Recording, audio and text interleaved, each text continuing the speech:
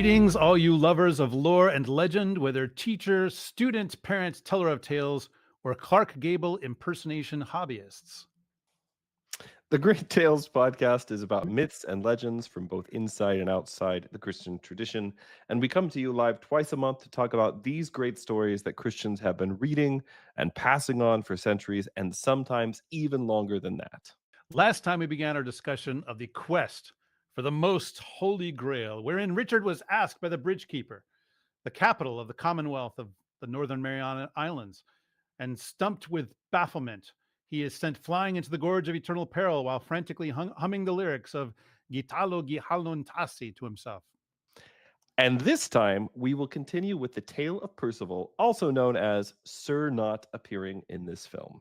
Yeah, so since you said that, Richard, one time, many, many years ago, I was going through an archive of microfiche in the library. Do you remember microfiche? I've used a microfiche thing Ooh, reader. I Yeah, imagine. I did a lot of work in the National Temperance Society archives What? here at Southern Methodist University. Of course you did. As the historical temperance movement is something I'm very interested in. Anyway, continue. Fascinating. So yes, many years ago, I think when I was in high school. So this would have been, oh man, we're talking decades, at least 3 decades ago. Yeah, more than 3 decades ago, because here I am. Yeah. Anyway, Here you are. and yeah, here we are. And so I was going through microfiche of the New York Times, the Gray Lady, as it used to be called, and I decided to look up the New York Times for my birthday, the actual day I was born, not just the date, but the actual day I was born. You know, the date, the year, and so forth. Which, as we know, was in kind of the ancient world. And I was going through, and I found that there was a particular film that was the #1 film in the United States of America on the day that I was brought into the world and I saw the light for the first time. And this film for many years has meant a lot to me. Like, it's been very personally meaningful for me, and I know for a lot of other people. And so, to introduce this second half of our conversation about the Holy Grail, I wanted to read a very memorable piece of poetry that comes from this film and really will echo, I think, through all eternity, very likely. So it goes like this.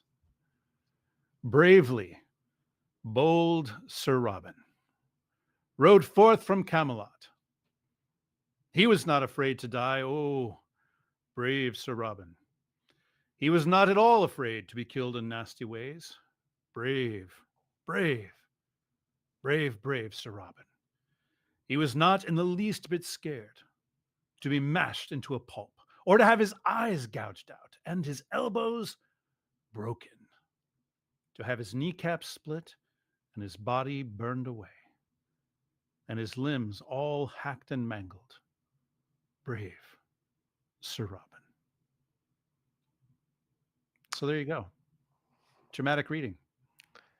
There's a speaking speaking of Brave Sir Robin and all things having to do with that film, which is, of course, you gonna say the It's one of the title? Yeah, timeless classics, one of the timeless classics. Yeah, yeah. Like it gets referenced. I remember in the late 1980s, there was a series of 3 video games for PC. Now, this, I think, Richard, was probably before you were born. Probably before you were born, in fact. But there's a series of 3 games called The Bard's Tale. Are you familiar with The Bard's Tale, Richard? I've played The Bard's Tale. What? Okay, well, I guess you're You playing gotta against. like with all this Richard is so young things. Like, listen, I don't know. I guess I have to keep remembering that the only thing that you read or watch or play is stuff from before you were born. that's right. Yeah. So The Bard's Tale, in the game, one of the characters you could have in your party, doing the quest is the bard, of course, right? Although ironically, the bard is not actually kind of the key character in your party, but you want to have one along because the bard can play music and the music has magical effects. Obviously. And one of the songs that he can play is called Sir Robin's Tune. Hmm. And it is this song, and it allows you, when you play the song, if you have it keep playing, which I always did, I just made my bard always play the song. It allows you to run away from the monsters. Yep. Yep. Yep. Yep. There you go. Yeah. So yeah, speaking of which, for people who donated to the T-shirt fund last time, I'm Yes. wearing this T-shirt, which has hopefully you guys can see this on the camera, has a picture of a rabbit and something red in the background. I don't want to say what that is in case YouTube demonetizes us, but it says "Death awaits you all with big, nasty, pointy teeth." Well, and this is one of the things actually about Monty Python and the Holy Grail Yeah. that is there for the nerds That's the movie we're because talking about, just in case oh, anybody was by the like way, yeah, missed this, by the way. Yeah. because I don't remember, did we mention this last time that there is a surprising number of medieval manuscripts that include people having violence done to them by rabbits. Yeah. So, if for people who are not aware, one of the things that rabbits stand for in medieval symbolism is like the passions. Um, you can sort of like think about rabbits and what things that you know about them and kind of see how that might be the case. But so rabbits sort of stand for the passions. And so one of the things that you'll sometimes find in medieval manuscripts, especially from a certain century, is rabbits' marginalia. I think I made some joke, stupid pun based on the marginal nature of these rabbits. But in the margins of medieval manuscripts, there'll be little rabbits sort of jousting with each other, or rabbits like hunting down and brutally murdering human beings and things like that. And so that is one of the things that there is a reference to in the film Monty Python and the Quest for the Holy Grail. And it's actually, and of course, that also sets up the beautiful holy hand grenade of Antioch scene as well, Yes. which I showed to my children this weekend. So Wow. yeah, they'd I hope never you seen didn't it show them before. I hope you didn't show them the rest of that film. No, I just showed Uh, them. I just showed them the holy hand grenade scene. yeah, Yeah, yeah, yeah. yeah, Well, as an Antiochian priest, I do have my own obviously. holy It, hand grenade of Antioch that I was given at ordination. I assume that they do that. I assume that you One guys get them one use only. when you Um, slowly. And yeah, so you have 5 to is save it right out. for just the right moment. Yeah, Yeah, exactly, yeah, exactly. yeah, Um, yeah, okay. So I actually, this thought just suddenly occurred to me. You say, okay, rabbits in the medieval period kind of are stand-ins for the yeah. passions. Are you familiar with the colloquial phrase, "The rabbit died"? Have you heard this? I don't think so. The rabbit died. Oh, so maybe you don't know the. I was wondering if you knew the origin of this because I've looked this up, but I can't find anything conclusive about it. So when a woman turns out to be pregnant, Hmm. sometimes people say that the rabbit died. And the rabbit died means she is pregnant versus I don't know if it didn't die, it just I don't know. I don't understand I what that I have has to do with it. theories about that, but I don't wanna say them, like, Okay, on the yeah. internet But I was kind of right wondering, like, now. is it some reference to this medieval idea that rabbits and the passions are sort of linked in some I Yep, don't know. That's just yep. I yeah. mean, well, so actually, as an interesting note, rabbits are linked with the passions, but hares are, linked with purity and virginity.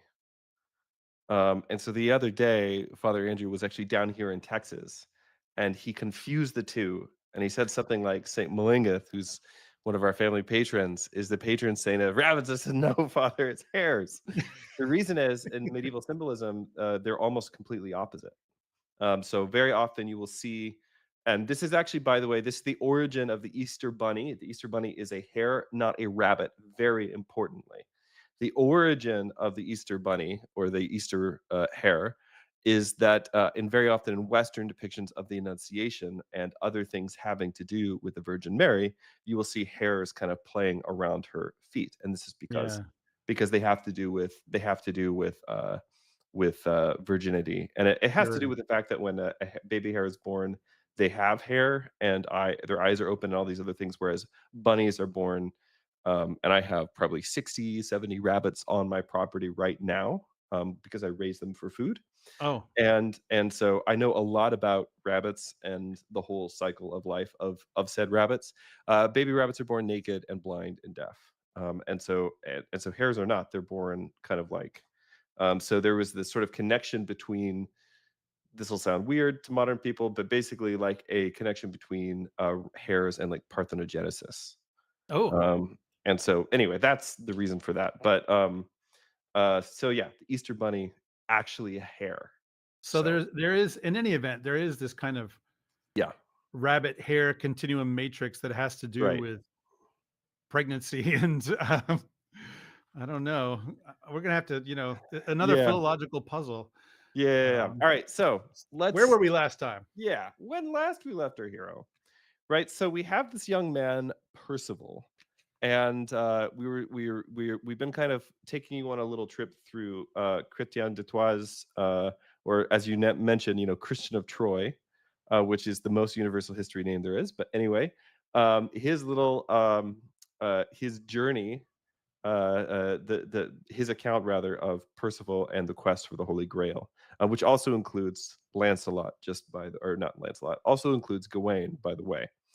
And one of the things that we talked about is how this story is a mystagogical story. And in fact, there are strong indications both in the text and kind of in the wider story indications of the Arthurian, of Arthurian studies, that this story, which is the first version of the Grail story, which appears in world literature, that this story and then the kind of the Grail story as a wider body, that it has to do with or was even possibly inspired by the divine liturgy of the Orthodox Church. Which is Um, and crazy. and by this I mean, okay, the Byzantine Rite, if you want to call it that, though of course nobody would have called it that, Yeah. or the Constantinopolitan, whatever you want. You guys know what we're talking about because this is an Orthodox podcast, and the nice thing about it is that we can reasonably assume most people listening have probably seen at least one or two, if not a lot more divine liturgies. And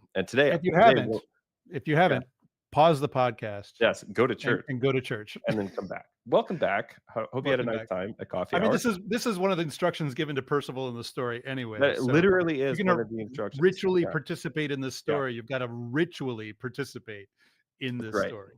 So the story is mystagogical, and what that means is that it is an initiation into or an explanation of a mystery.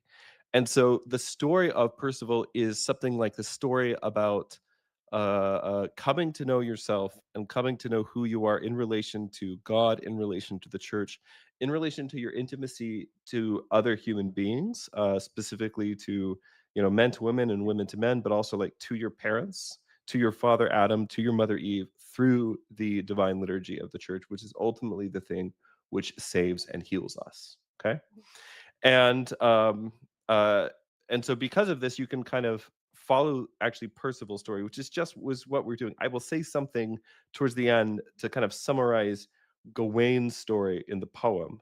Mm, Although I should mention that generally speaking, people believe that Chrétien never finishes the story. And right. there's a couple of reasons for this, but the one that seems the most likely is that he died before he could finish. Oh, I didn't he mention, died. well, that would stop some people. Um, You uh, can't there, take them like that. It's against regulations. that's right, that's right. I will mention though that there are many scholars who believe that Chrétien may have actually died in the Holy Land while with his patron Philip on crusade. Which would make the connection to the Eastern liturgy like much much more kind of overt. Yeah. There's also a reference to a book that Philip gave him that he says everything is based on.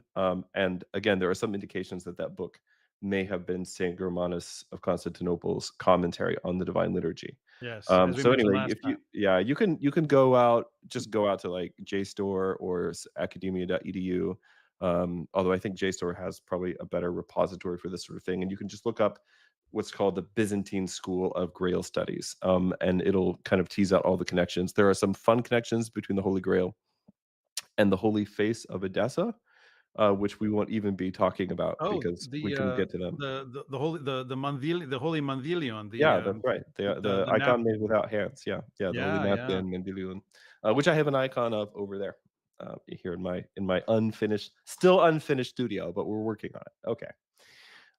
All right. So, because of this, you can follow Percival's story basically through the steps of the divine liturgy, kind of beginning with the liturgy of the catechumens, right, in which you begin with sort of not having an identity, not knowing who you are.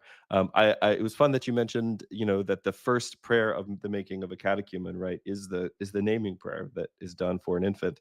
Yeah. And since we recorded this last episode, my infant daughter, who had the naming prayers performed for her when she was 8 days old, managed made it through the rest of the steps of the initiation into the Orthodox Church. Yay. I mean, this was a really beautiful time, really beautiful weekend. Actually, that was this Sunday was when she had her first communion. So, um, but it's you go from being sort of unformed, not having a name, not knowing who you are, not having your identity, and then you begin to ascend what you could call the ontological pyramid or the ontological ladder, or you could just say you begin to ascend the mountain, which is a good biblical image, right? Yeah. So you begin kind of at the base of the mountain in the world of chaos. In this case, it's in the forest sauvage, the savage forest, in Yes. which Percival lives. And then as he begins to make his way into society, he's trying to move into communion. He's trying to sort of find his place in the cosmic order and in the order of Arthur's court. As we discussed last time, there are lots of problems that he runs into. So he's been given a series of instructions about how he's to behave. And he basically misinterprets, if you want to think of those instructions as catechesis, if you want to think of them, I mean, you can do the same thing, by the way, you can do with the human race as a whole, that we start, after our expulsion from the garden, we start in the world of chaos. And then, the story of the New Testament, Old Testament liturgy of the catechumens, New Testament liturgy of the sacrament, right? That is, I mean, this is one way that the church fathers actually talk about all of this. Mm. You can do it with like the history of humankind as a whole. Um, but basically, the idea that he's given the commandments, of God, and very specific instructions, like treat women a certain way, go to church if you find one, et Yeah. cetera, and then Which doesn't I understand or interpret those things correctly. yeah, which I think it should be underlined here, by the way, that kind of thing is traditionally what catechesis is, Yes, that's right. right? Like it's I know, living You as we come to do my in church, that's still mainly what it is. yeah, Yeah, living as we do in the 21st century West, yeah, understandably, a lot of catechesis, at least in Orthodox churches here in the US, is kind of an Orthodoxy 101 thing. Like, okay, let me teach you about the seven ecumenical yeah. councils and what are the list of patriarchs and what is theosis and stuff like this. But People if hate you Patriarch Quiz Day, by the way. So it keeps changing, and that's right. which one are we supposed to hate this week? I don't know. That's right. Yeah. Are we out of communion with this guy? Um, but traditionally catechesis, and you can see this, for instance, in the earliest known catechesis, which is Yeah. the Didache, written in the first century, very likely, is about how to live. Right. Like it's moral training mostly. Right. Um, you know, because there is this idea, and I think this is baked into the Percival story, that this is what makes you the right kind of person. That's right. And it's being the right kind of person that enables you to move along the progression.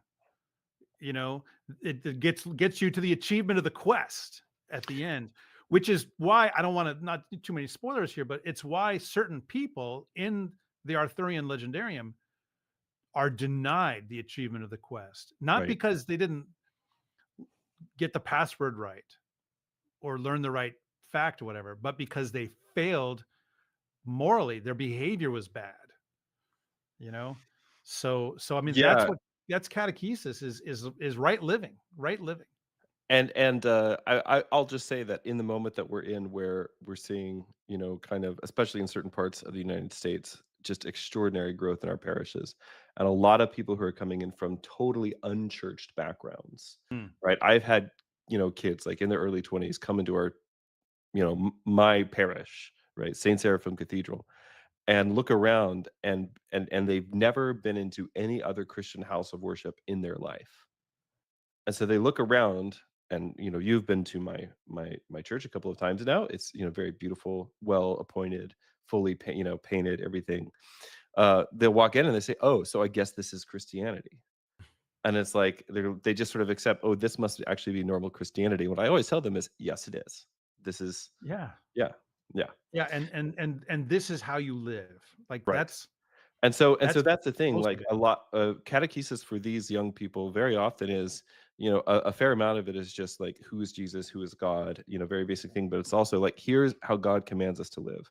And so you've Right. got to, change your relationship with your boyfriend or your girlfriend. You've got to, maybe stop using certain substances. You've got to stop living in certain ways. You've got to stop, using certain kinds of language around, the kids, things like that. Like, there's a lot of stuff that comes in that is actually part of becoming a Christian, which is just about kind of setting your life in order, beginning there. And then there's always the guy who comes in. Sometimes it's a young woman, but most of the time it's a young man who comes in, and they're like, "Okay, listen, I want to go, like, I want to be like you know you come in, day one, I want to be like the Desert Fathers. I want to go on this wilderness vigil. What should I pray while I'm, doing XYZ?" And I really always just sort of start with, "Listen, man, you got to get your life in order first. Like, Yeah. work a normal job, support yourself, take care of your family, meet your obligations, keep your promises, clean your room." Um, I've heard that's a and thing now. yeah, but that is what this first part of Percival's story is about. And so when he starts to cross over then into the next, and by the way, that's what the first part of the liturgy is about. That's why we read the epistle and the gospel right there, and that during that first part of the liturgy, because and then traditionally also that's when you would receive, like, the homily, which is the thing that comes after the gospel, right? Yeah. That's when you would receive instruction. So it's basically saying, here's God's law. This is who Christ is. This is how you should live. And then it's after that that we move into these deeper levels of intimacy. So to be initiated into this next part, and in stories like this, fairy tales, myths are always about crossing some kind of threshold. Sometimes it is the Mm, threshold from death to life, sometimes, or life to death. Sometimes it's crossing the threshold from childhood to adulthood, and in some way those are the same thing. Like, people get there is a kind of person who gets really irritated, like, if you say, "Oh, this fairy tale is about a girl becoming a woman, or about a boy becoming a man," or something like that. But all fairy tales are about crossing these kinds of thresholds. And one yeah. of the things that you have to have, and of course they are, because it's a difficult, fragile time, and you need a guide, right? And if you don't believe that, I mean, you can look at the utter madness, that we've experienced in the modern world in recent years, um, uh, over, like, gender and gender dysphoria and things like this, targets young people who are Right. in this difficult transitory Right. And time. it's about, um, breaking down barriers, Right, which, like, sounds great in a certain right, level. And I mean, that's not an invalid image. Like, Christ breaks down the barrier between God and man. right. Okay, so it's not an invalid image. But if you take down the threshold, if you eliminate it, then you never know when you've ever crossed over, and maybe you don't get to cross over. You stay a kid forever. You know. Yep. Yeah, Yeah, yeah, yeah. Well, we could yeah, go deep into that, yeah. but So in this case, the guide, and what I'm trying to say is, fairy tales are one of the traditional guides. They're one of yeah, the traditional guides for this time in your life. A good reason that your children should read fairy tales early and often, right, is that it will help them, on a really deep, kind of almost subconscious level. It'll help them navigate this. In this case, the guide that Percival has to initiate him into the second part, which you could say corresponds to, like, the liturgy of the sacrament, is the worthy man. the So, worthy Sir, man. the worthy man, Sir Gourmont, is the name that we're given, of him later. Remember that one of Percival's job assignments is he's supposed to always ask the name of any man who shows him hospitality, because it is by the name that you will know the man. And those are the early instructions given, him by his mother, and therefore given to us right at the beginning of the story. So in this case, Sir Gourmont, the worthy man, teaches Perceval the way of chivalry. He shows him how to use his weapons, and once again, we get these series of questions: who does this serve, or how does this weapon serve you? Right. These are the questions that come up over and over again. He's given a set of instructions by which he is supposed to live. And then once again, we see him given new clothes. So every time Perceval crosses a threshold, he's given a new set of clothes. Okay. Which is, again, it's has everything to do with any kind of traditional initiation, Yeah. certainly in the Christian faith, right? Baptism. You're baptized, and then you're given a white robe. um and then sometimes they do other things to you, and they just keep putting things on that white robe, but that white robe is still, for you, Father, like still the first thing that you put on when you're Right, vesting in the right. I altar. mean, as a priest, when you're vesting for the divine liturgy, the first thing you put on is that same That's white right, robe. and that is the robe of your baptism. Yeah, Yeah, yeah. yeah. So he's given a new set of clothes and a new set of instructions by which to live. Now, these commands, these new set of instructions he's given, repeat the instructions of his mother, but also adds to them. So here's the new set of instructions. He's supposed to always show mercy to opponents who surrender. Like, Hmm. early on, Percival is like pretty dang ruthless in Yeah, in I in mean, the, in the way that he fights. this is one of these things that marks this out as a Christian story, That's right. That's right. because paganism Right. doesn't do this. Right. I mean, certainly lots of people beg Achilles for mercy and do not get it. To go back to one of our previous Yeah, episodes, right? yeah. Secondly, how to behave towards maidens. He's given a little more elaboration and a little more context for the advice that his mother gave him earlier. Yep. He's told that he is supposed to go to church and pray, and specifically, it's like if he passes a minster, which is like a monastery chapel, but basically, he's supposed to go to church and pray. These two are basically just repeats of his mother's instructions, and then finally, and this one is very interesting. Percival is told that he is supposed to be taciturn.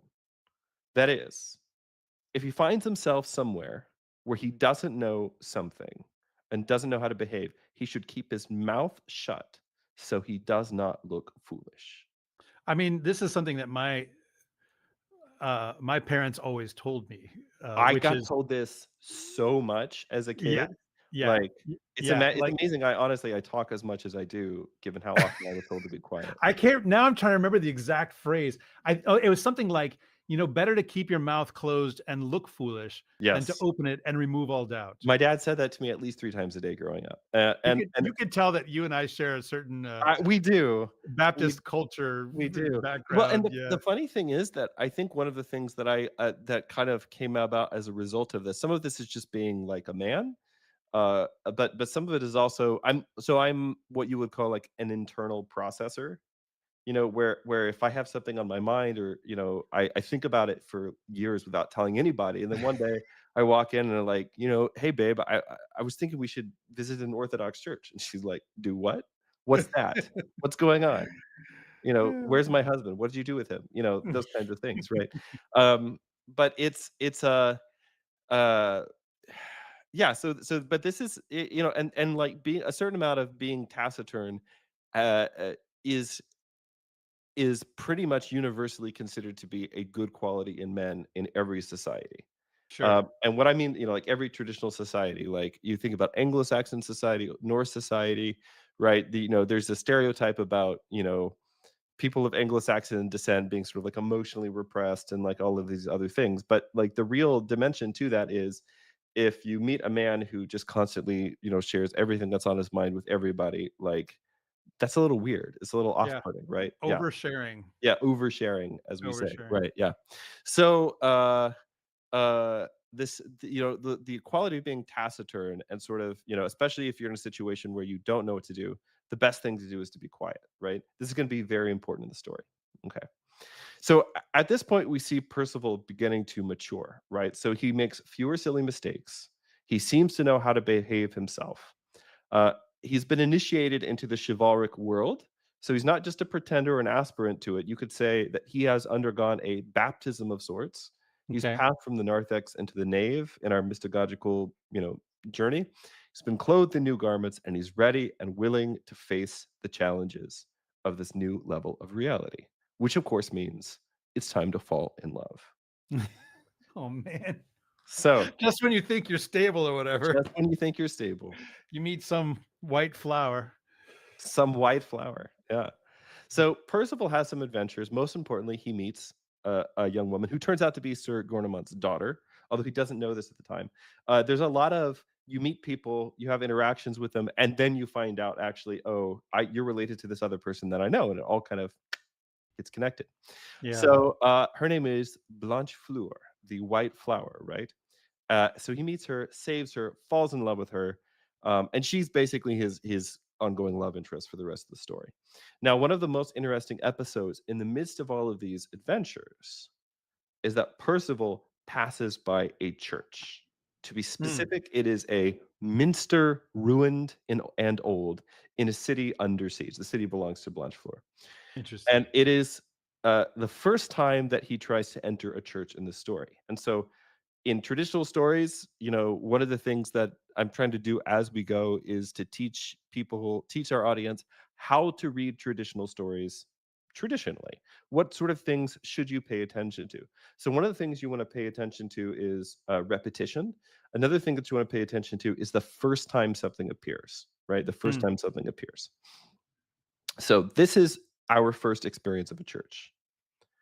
Everything outside was ruined and wasted, bare and stark, but inside nothing was any better. And everywhere one went were empty, deserted streets and abandoned houses, falling to pieces, no men, no women to be seen. The town had two churches, housing two religious orders, but the monks had been frightened away and the nuns had fled. So these are minsters. These are specifically monastery churches. Yeah. Those churches were neither rich nor lovely, their walls full of cracks and falling apart, their towers roofless, their doors hanging open and unlocked both night and day. Nowhere in all the town was a mill grinding or an oven lit, no bread and no biscuits, nor nothing worth so much as a penny anywhere for sale. So, okay. So, what's the significance of the fact that the city is under siege and the church is ruined and so forth? I mean, Yeah. is this a symbol of loss of faith, loss of community Yeah. cohesion? Um, I mean, is this the soul? Right? Is this the soul? And Yes, it's also okay. it's the soul, it's the woman that he desires. She's the ruler of the city, and so he's gotta liberate the city also means winning her, right? Hmm. And yeah, the church is empty and barren. And this is really important because what we're gonna see is that if when he encountered it, Percival had entered the church when a mass was going on, when a service was happening, then he would have understood better what happens at the castle of the Grail here in a few moments. So it's really significant that one of the things that you are supposed to do as a worthy man, as a man in this chivalric knightly tradition, is always go into a church whenever you pass one, right? And specifically, his mother tells him, "You got to go in when they're doing the mass." And he's like, "What's a mass? I've never seen a mass before." So keep in mind, according to the poem, Percival has never seen a liturgy. He's never seen Yeah. the sacrament. He has no idea actually what goes on in there. And so he comes in and he looks around and everything is crumbled and empty.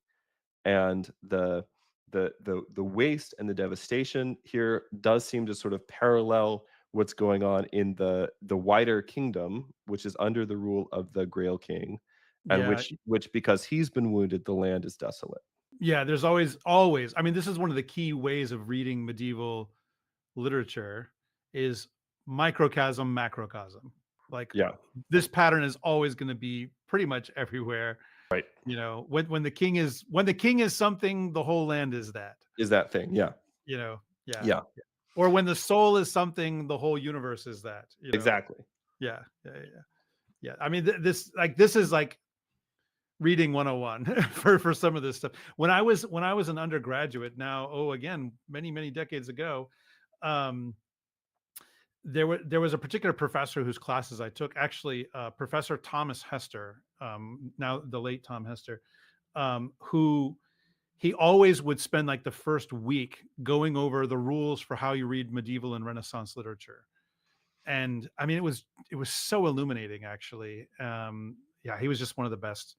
So anyone who went to NC State back in the day and had Tom Hester, you know what I'm talking about. You were blessed. You were I didn't blessed. do that. That's the one. Yeah, I yeah. mean, the truth is that when Mis- I was studying under him, you were probably about, I don't know, 7, 8 years old, it's maybe. always better not to think about those things. Yeah, yeah, yeah. So he has this experience. He meets Blanchefleur. He helps her out. All this stuff. So finally, Percival decides to return to go see his mother. Right. And here I have to mention something very, very important to the story, which is that as Percival was leaving, leaving his mother and the kind of the sheltered world that he's grown up in, and begins to ascend the mountain, he leaves his mother, and his mother, who's the first, basically his first guide, his first, initiation into the wider world, she faints with grief. Yeah, because she thinks he's going to When go off and become a knight, which Right, means she's right, going to lose right, the last yes, the last part of her family. She's lost her right, husband. She lost her yeah. other sons. Yeah. Yeah. So she faints with grief. And this is really important because it has to do with the reason that Percival will fail the test of the Grail Castle in a moment. So just sort of like Mhm. tuck that in the back of your mind right now, and we'll come back to it in a second. Okay. So he decides he's going to go check on his mother. And uh, because he saw her swoon. Like when he crossed the river, he looked back, his mother like passed out. And he did not do what a dutiful son would have done, which is go back to check, make sure she's okay. He just rode on his way. Okay. Yeah. So finally, like he's hanging around with Blanchefleur, things are great. And he's like, I should go check on mom. And so You just text her or whatever. Mom, yeah, did you so ever he wake up from that yeah, swoon? Or right. So he leaves the town, and we're told that he leaves in a procession like the day of Ascension. This is what? significant for a couple of reasons. The Ascension is a feast which is connected to early imagery of the Grail. I mentioned last time the book The Virgin and the Grail, which talks about the early sort of Grail imagery that you find in Greek influenced iconography of the Pyrenees, the Pyrenees regions of Spain. And that in these icons, very often they're icons of the Feast of Ascension, in which you see the Virgin holding this cup or sometimes a plate with fire coming up out of it. Yeah. So there's a connection there, probably. Also, the fact it's the day of Ascension, it's the day that you go up. He's continuing to climb where he's supposed to be, And continuing I to mean, it's climb. 40 days from Pascha, which is Right, one of the traditional right. times of baptism. Right. Also Yeah. that. So that's another thing to look at is he sort of passes through the initiation, and then basically 40 days later it's ascension. Now this is important because there are some there's a lot of details about the liturgical calendar in the poem, as there is in fact in all Arthurian literature. I've mentioned it several times now that the people will say that the poem Sir Gawain and the Green Knight begins at Christmas, and technically it does because it's part of Christmas. But to be more specific, it begins on the feast of the circumcision of the Lord, which everybody in England at the time would have known. And in fact, within a decade or so of the writing of that poem, on either side, it's a little iffy when it was written, but within a decade or so of the writing of that poem, there is a spurious relic known as as the Holy Foreskin, which is Yeah. making big waves in England at the time. Yeah. Yeah. And of course, it's a how do I put this? It's a poem about a beheading that takes place on the feast of the circumcision. People would have thought this was very funny in the Middle Ages. Okay. All right. So on the Feast of Ascension, or in a parade like the Day of Ascension, he plans to, and his plan is to go find his mother and bring her back so that she can take the veil. That is, so that she become a nun, which is Yep. basically a way of saying, I'm ready to settle down. I'm ready to marry this girl. I'm ready to rule the city. And my mother, there's a nunnery already in the city, so she's going to become a nun there. So she'll be taken care of, and I'll be able to go. So this is a good thing, right? This is a good thing that he wants. But as it turns out, you can't go home again, or at Yeah. least not easily. So after a day of travel through strange lands and this wilderness, right, this world that's everything is not the way it's supposed to be. It's not prosperous or harmonious or beautiful and all these things. He comes across a third river. So three parts to the liturgy, if you want to include communion, right? Three rivers. Okay. He comes across the third river. And it's at this third river. This is the third liminal moment in the story. But this time, there's no bridge. So the last two times Mm. we hit a river, Perceval found the bridge, right, and is able to cross over it. So, for instance, that's where he met the worthy man, was like at the bridge of the second river. Yeah. That's the last time he saw his mother, was at the bridge of the first river. So it comes to another river, but he can't see a way to cross. Not even a black knight to defeat that you can just. Not even a black knight to defeat, or some riddles to be asked. None of those Yeah. things. Just comes to a river that he can't cross, and he meets a man fishing in the river, who tells him to go up the road to a castle where he will find two things: lodging and a way across the river. Now, this turns out to be, you could call it the Castle of the Grail, or the Castle of the Grail King, or the Castle of the Fisher King. I should Okay. note, it's a little confusing. In Yeah. this story, the Grail King and the Fisher King are two separate people. Yeah. And I mean, it's worth, since this is our first time doing Arthurian stuff, it's worth Yeah. pointing out that the Fisher King is this huge Whole figure thing. in a lot of these Yeah. bits. And I should also mention it's worth watching the Robin Williams film with that title, actually. If you know this stuff, it actually makes the film much more interesting. I don't think Um, I've seen that movie. oh, you should check it out for sure. Yeah. Yeah, I don't want to get into that, but yeah, the Fisher King. I mean, like the popular presentations of Arthurian legend and the Grail and so forth seem to leave him out Yeah. most of the time. Like, and this is a huge, like, if you read Mallory, I mean, whoever you read, pretty much once after this point in terms of Grail legends, whoever you read, the Fisher King is going to show up in one way or another. He's a Yeah. big deal in these Yeah. Yeah. stories, Yeah. but I don't And know. I don't know and he'll why. eventually be sort of merged with the Grail King and a lot of the later Sure. retellings, but here they are two separate people. Yeah, but yeah, Um, it's interesting to me how a lot of depictions of the quest for the Grail. I mean, like the one we've been referencing just as a joke, Monty Python. There's no Fisher King, there's no Grail King yeah. in that movie. Um, Well, it's because that movie, doesn't like monarchy, because strange women lying in ponds, it's no basis for a distributing system of swords. government. No basis for No a basis. system of Yeah, government. That's right. yeah. So, There's so some here's lovely filth down there. some lovely filth down there. So the Fisher King sits on a bed, who turns out to be the guy, by the way, that he met fishing in the boat, right? So the Yeah, Fisher King sits on a bed in the middle of his castle, and he's got a wound in his loins, between okay. his buttocks, very literally, which, again, as we talked about last time, is always, when you come across this in medieval writing, it's always a euphemism for castration. Yeah, As a yeah, result of which, he can't get up from his bed. Okay. yeah. And this brings us to the vision of the Grail. So why Okay. don't you take this part, Father Andrew? All right, here we go. And as they chatted of this and that, a servant entered the hall, carrying his hand at its center a white lance. This is my favorite bit. He came out of a room, then walked between the fire and those seated on the bed, and everyone saw the white wood and the white spearhead and the drop of blood And by the way, that white rolled. here probably means something like bright. Yeah, Yeah. yeah. White and bright and gleaming are all kind of, and Yeah. silver are all kind of Yeah. one thing. Very I much mean, so. in French, argent, right, is white and it's also silver. Right. Um, yeah.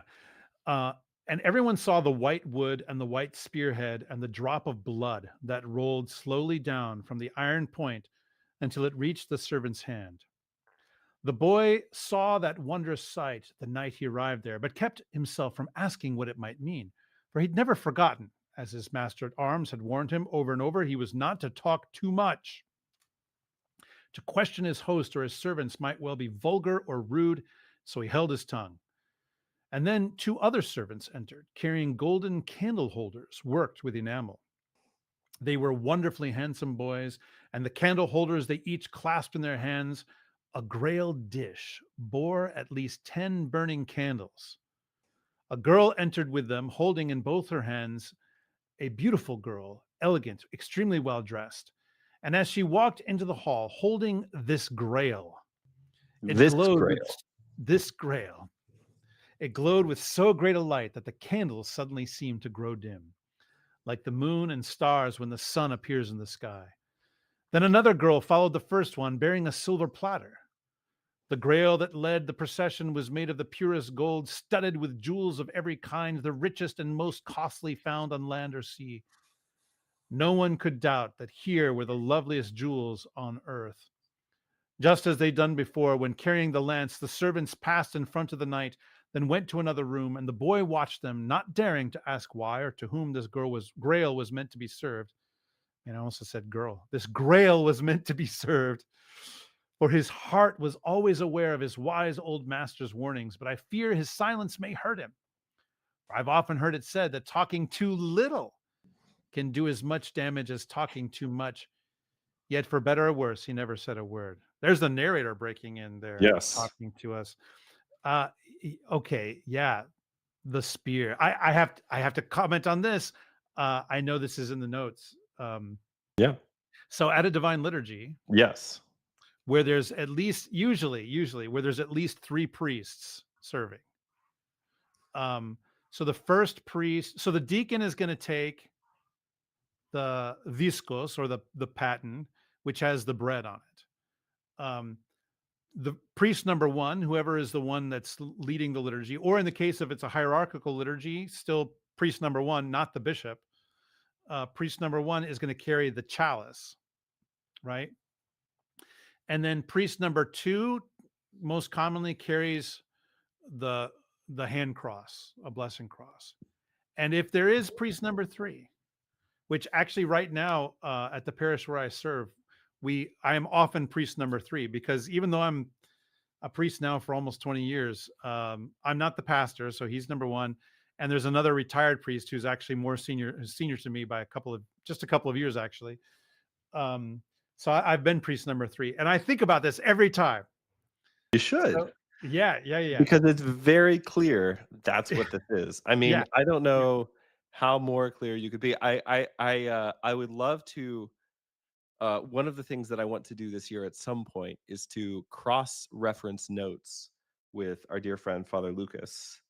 Oh yes, Um, Father Lucas uh, Christensen. yeah, who could probably help us kind of piece together, things like what do we know about the procession of the Great Entrance, which is Yeah, obviously the moment that we're seeing the procession of the Great Entrance in this particular century when yeah, this was written. Like, yeah. what might Philip, or what might even Chrétien himself, what might I mean, when I say Chrétien himself, there's no doubt that he went to the Holy Land.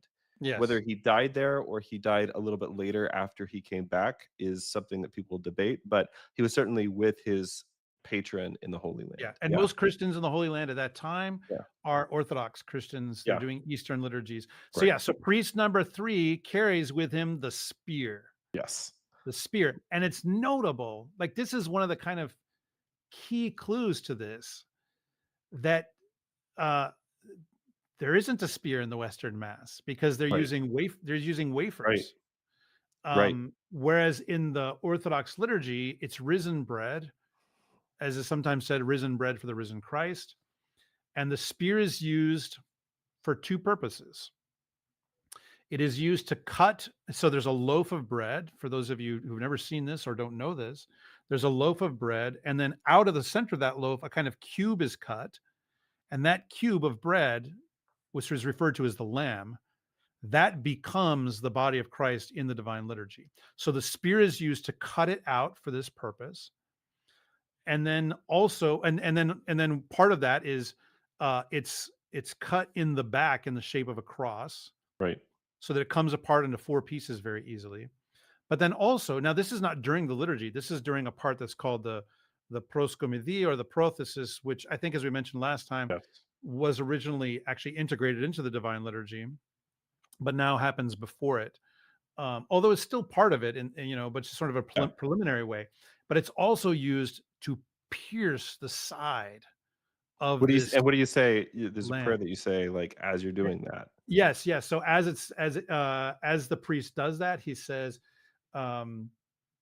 See, I could do it when I'm doing it, but now suddenly it's blanking from my head. But it's in the Gospels. Uh,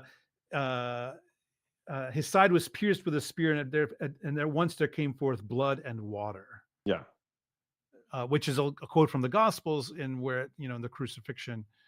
And in fact, actually, a lot of the prayers that are being said during that are Yeah. from the suffering servant passage in That's Isaiah. right. That's But then right. you get this bit from the Gospels: "His side was pierced with a spear, and once there came out blood and water. He who saw it bore witness, and his witness is true." So There that's it is. that's you, Yeah. that's how you know that's from the It's Gospel from of John, yeah, yeah, because he's John always the one John's telling you. gospel. Yeah. And I was there. I I saw it was there, I myself. saw it. Yeah. You know. Yeah. So this is the spear. This is the spear that pierces the side of Christ liturgically, in the Passion. And then here's the and I'll let you take this wonderful Yeah. punchline, so to speak. Why is it bleeding? Why is the spear? Notice it's not that the spear has just pierced somebody and so it's got blood Yeah. on it. It's got blood coming out of it. What is That's that right. all about, Richard Rowland? Yeah, so I mean, this is the crazy thing. So I'll say two things about this. First is that Chrétien never explains it. If you read the longer story, what you'll find is that the spear is at least as big a deal as the Grail, and in fact, that is Gawain's quest. Hmm. We haven't really talked about Gawain. We're going to say a little bit about him. I'm going to summarize some of his adventures towards the end of this, but that is actually Gawain's quest: is to go and find the spear. Spear of Um, Destiny, or the Holy Lance, yes, the Holy also Lance, called. Yeah. and but Chrétien never finishes the part of the poem where he's searching for the spear, and so of Mm, course then the question is, well, what is the spear? And one of the questions that you could ask would be what Perceval has asked the other times that he has seen spears, which in this poem, which is, whom does it serve, or how does it serve you, right? And mm. so in the what are called the continuations, so there are four continuations that were written between the final years of the 12th century, so the 1190s, up to about 1230. There Oh, were is four. this Chrétien fanfic? It is, but it's really just, "Oh, he didn't finish the story, so let's finish the story for him," kind of a thing. Right.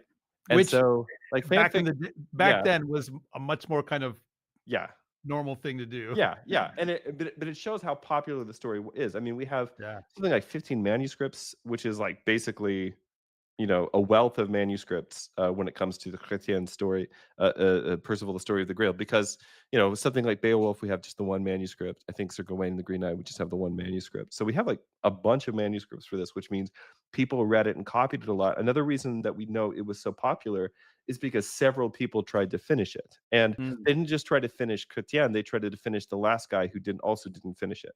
So there are four continuations written between about 1190 and 1230.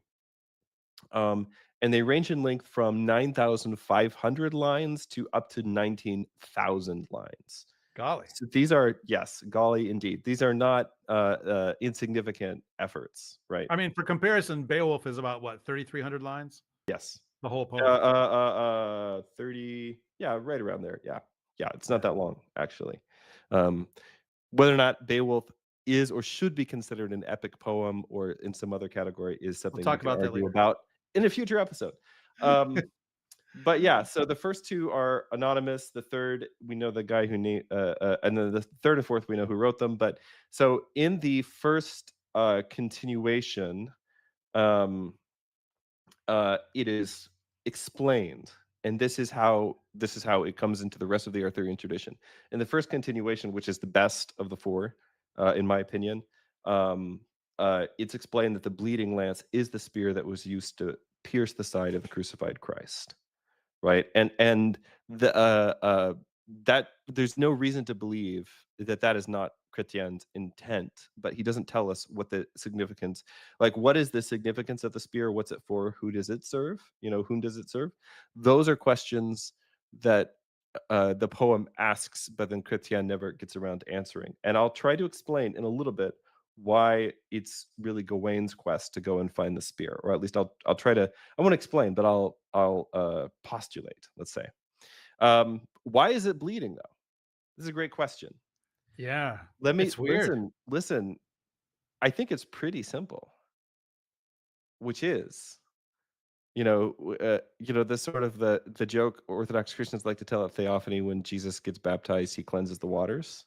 Yeah. Right. It's the same thing. This lance pierced the side of God, and it's not the same anymore. And it's like the lance got hurt. Yeah. I think that's sort of the idea. The reason it's bleeding, it also has to do with, um, I mean, there is a kind of how do I put this? There is sexual imagery. Okay. Okay. Um, Keeping in mind, okay, what do Percival's father and the Fisher King have in common? They've both been castrated by a spear. Hmm. And now we meet a spear, but the spear is like continually bloody, right? Okay. So that has to do with being, like it's a masculine implement, Yeah. Well, I it's mean, like all that stuff is there for sure. yeah, like I mean, it's worth pointing out, like that, um, like in Orthodox hymnography, Right. I was going to bring this this up. So you go this ahead. imagery this imagery is used, like there's that great 15th antiphon of Holy Yeah. Friday. It's like one of our best things. Yeah, and one of the lines in it is the he is pierced by the spear who is the son of the virgin. Right. Right. So, I mean, that may, and maybe a lot of people hear that go by and they just think, oh, No. But he's the son of the virgin, and he's being pierced by the spear.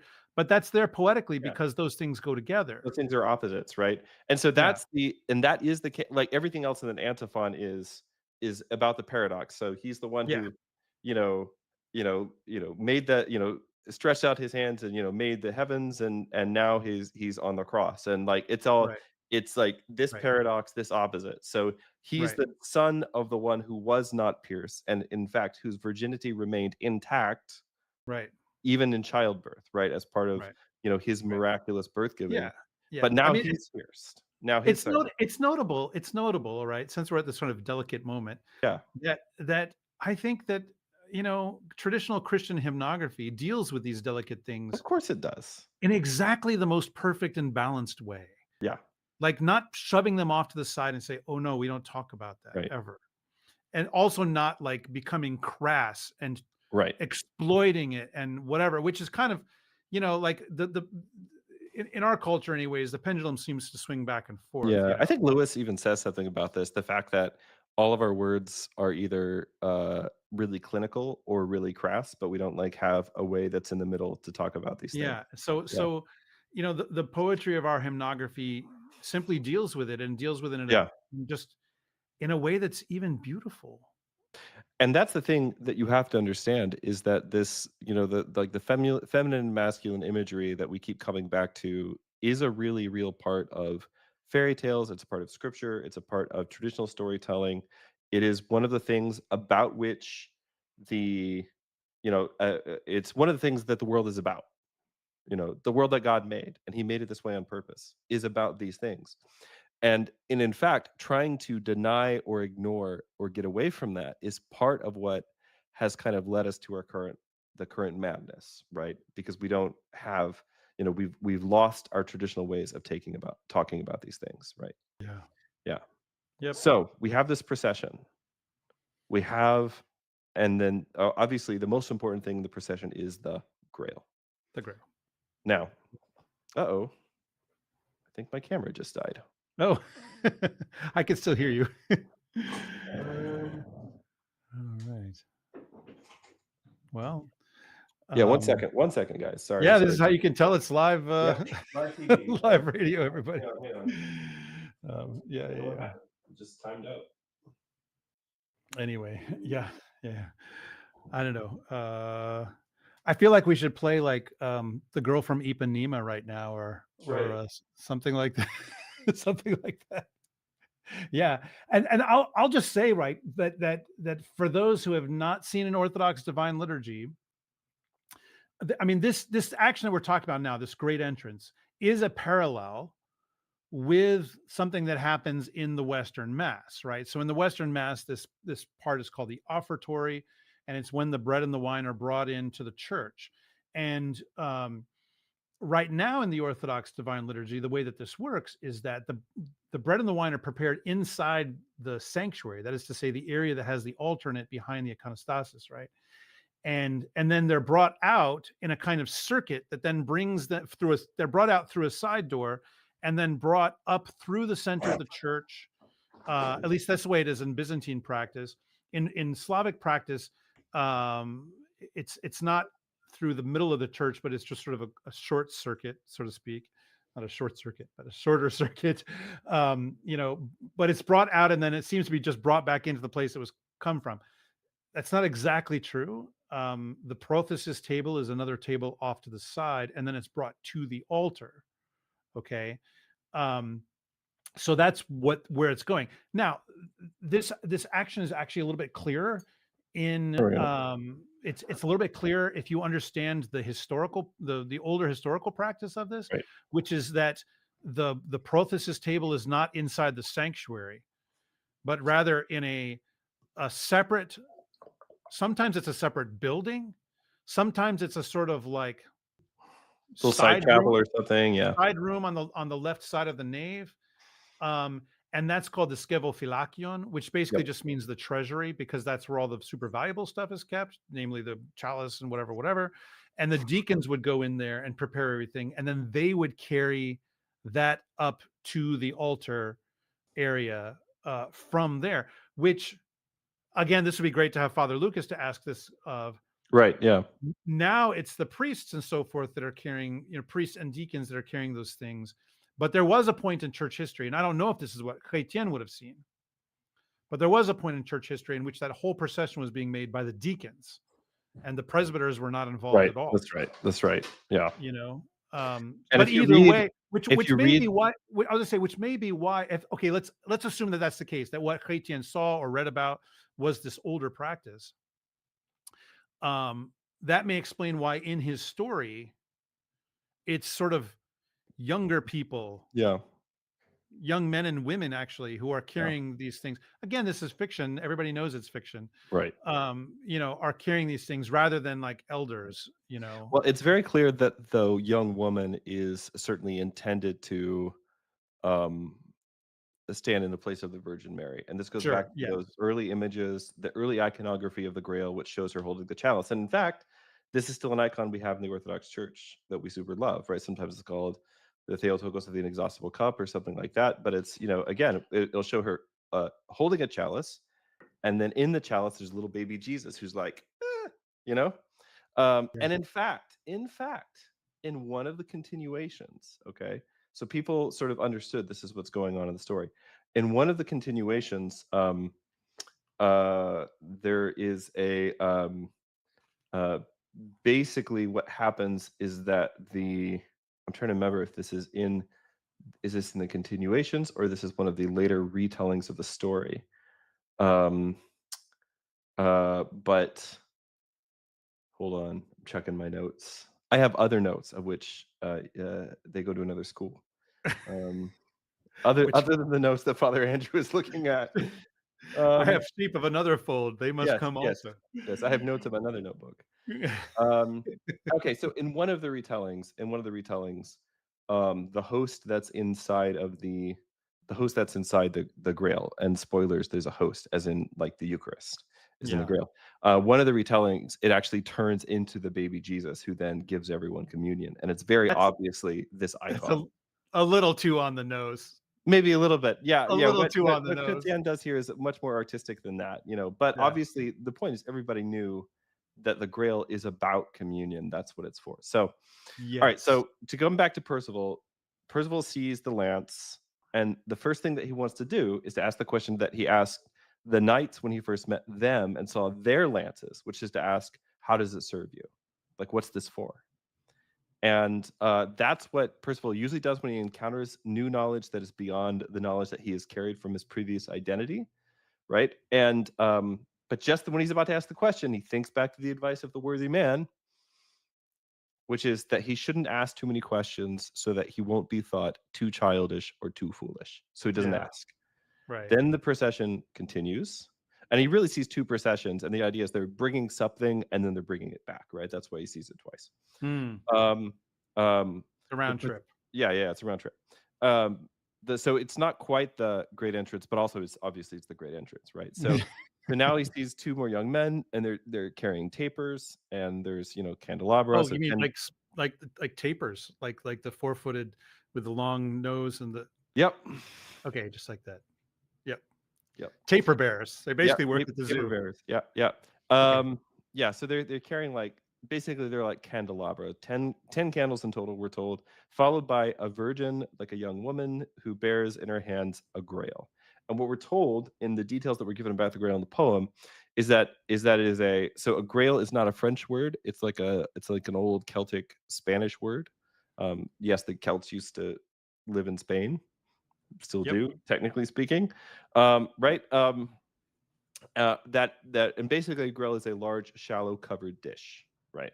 So it's large enough to serve, we're told, a pike or a lamprey. In other words, a very large fish.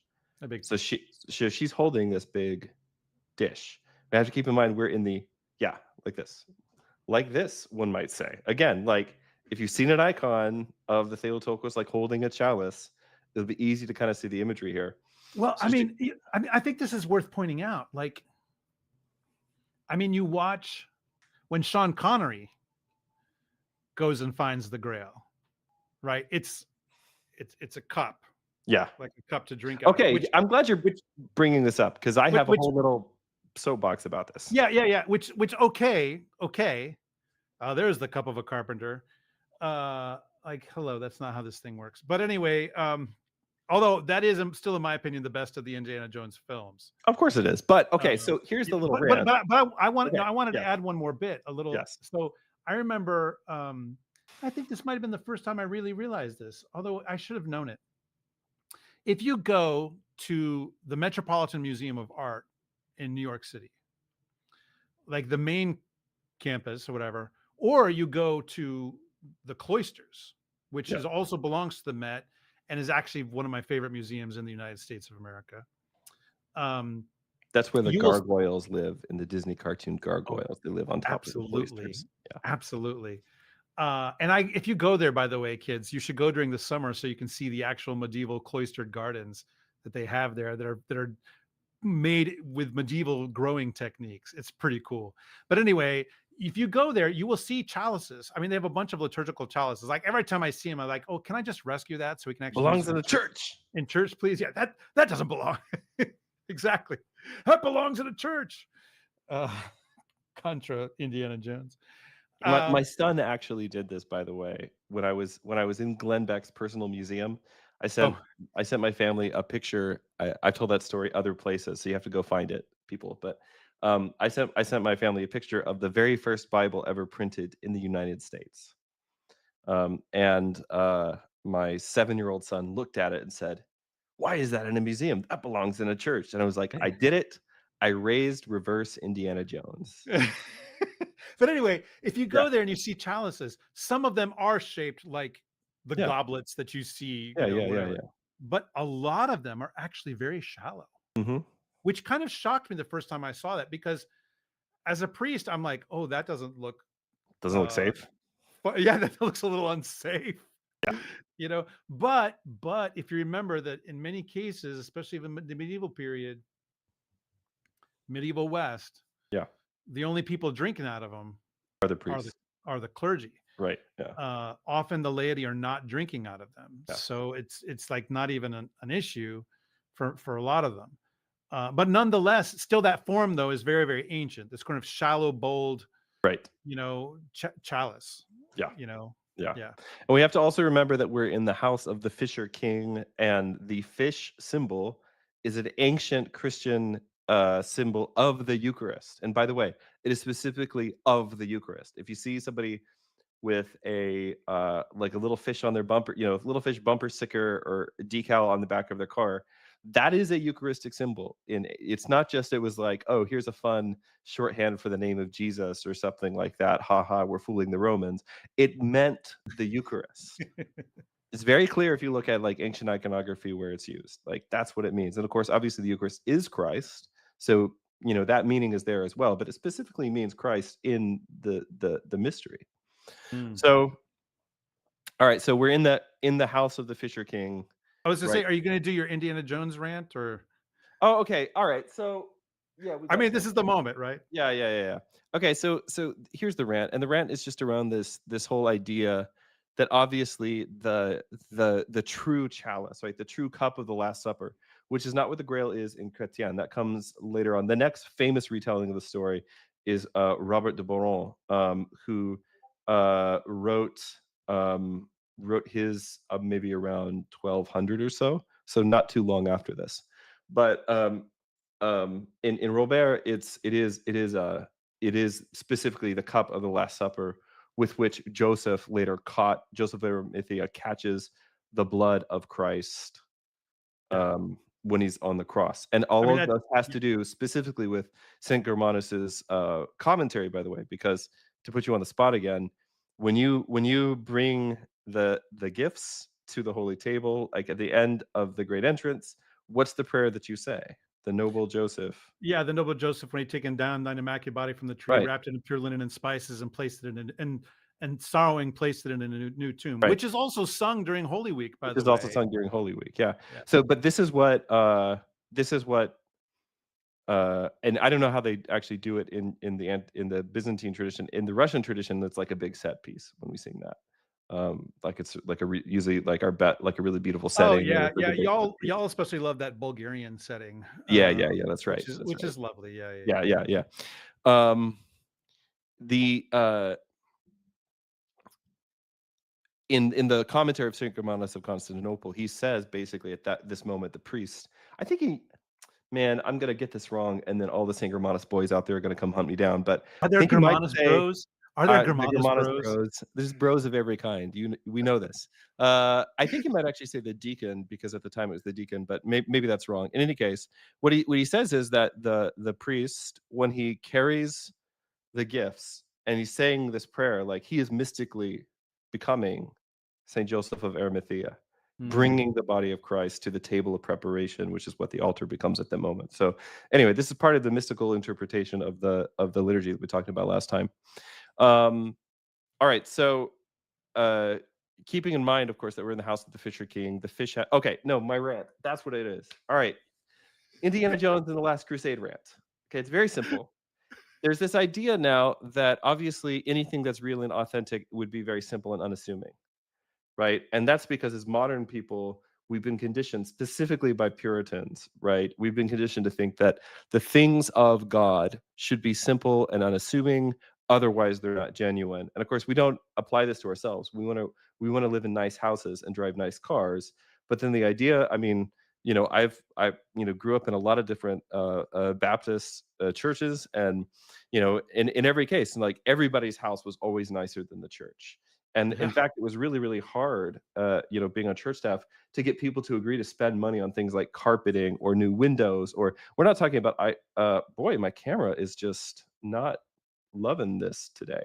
Yeah. All right, well, let me finish the rant, and then you can read the next bit while I fix the Okay. camera again. Sorry, guys. Um, anyway, all of this to say that we have this idea that if it's really, if it's genuine, then obviously it would be simple or unassuming or even ugly, like kind of rough and et cetera, et cetera. People did not think about this way in the ancient world. Certainly not in the Middle Ages, but not even in the time of Christ. Right? Right. Go read the Bible, you guys.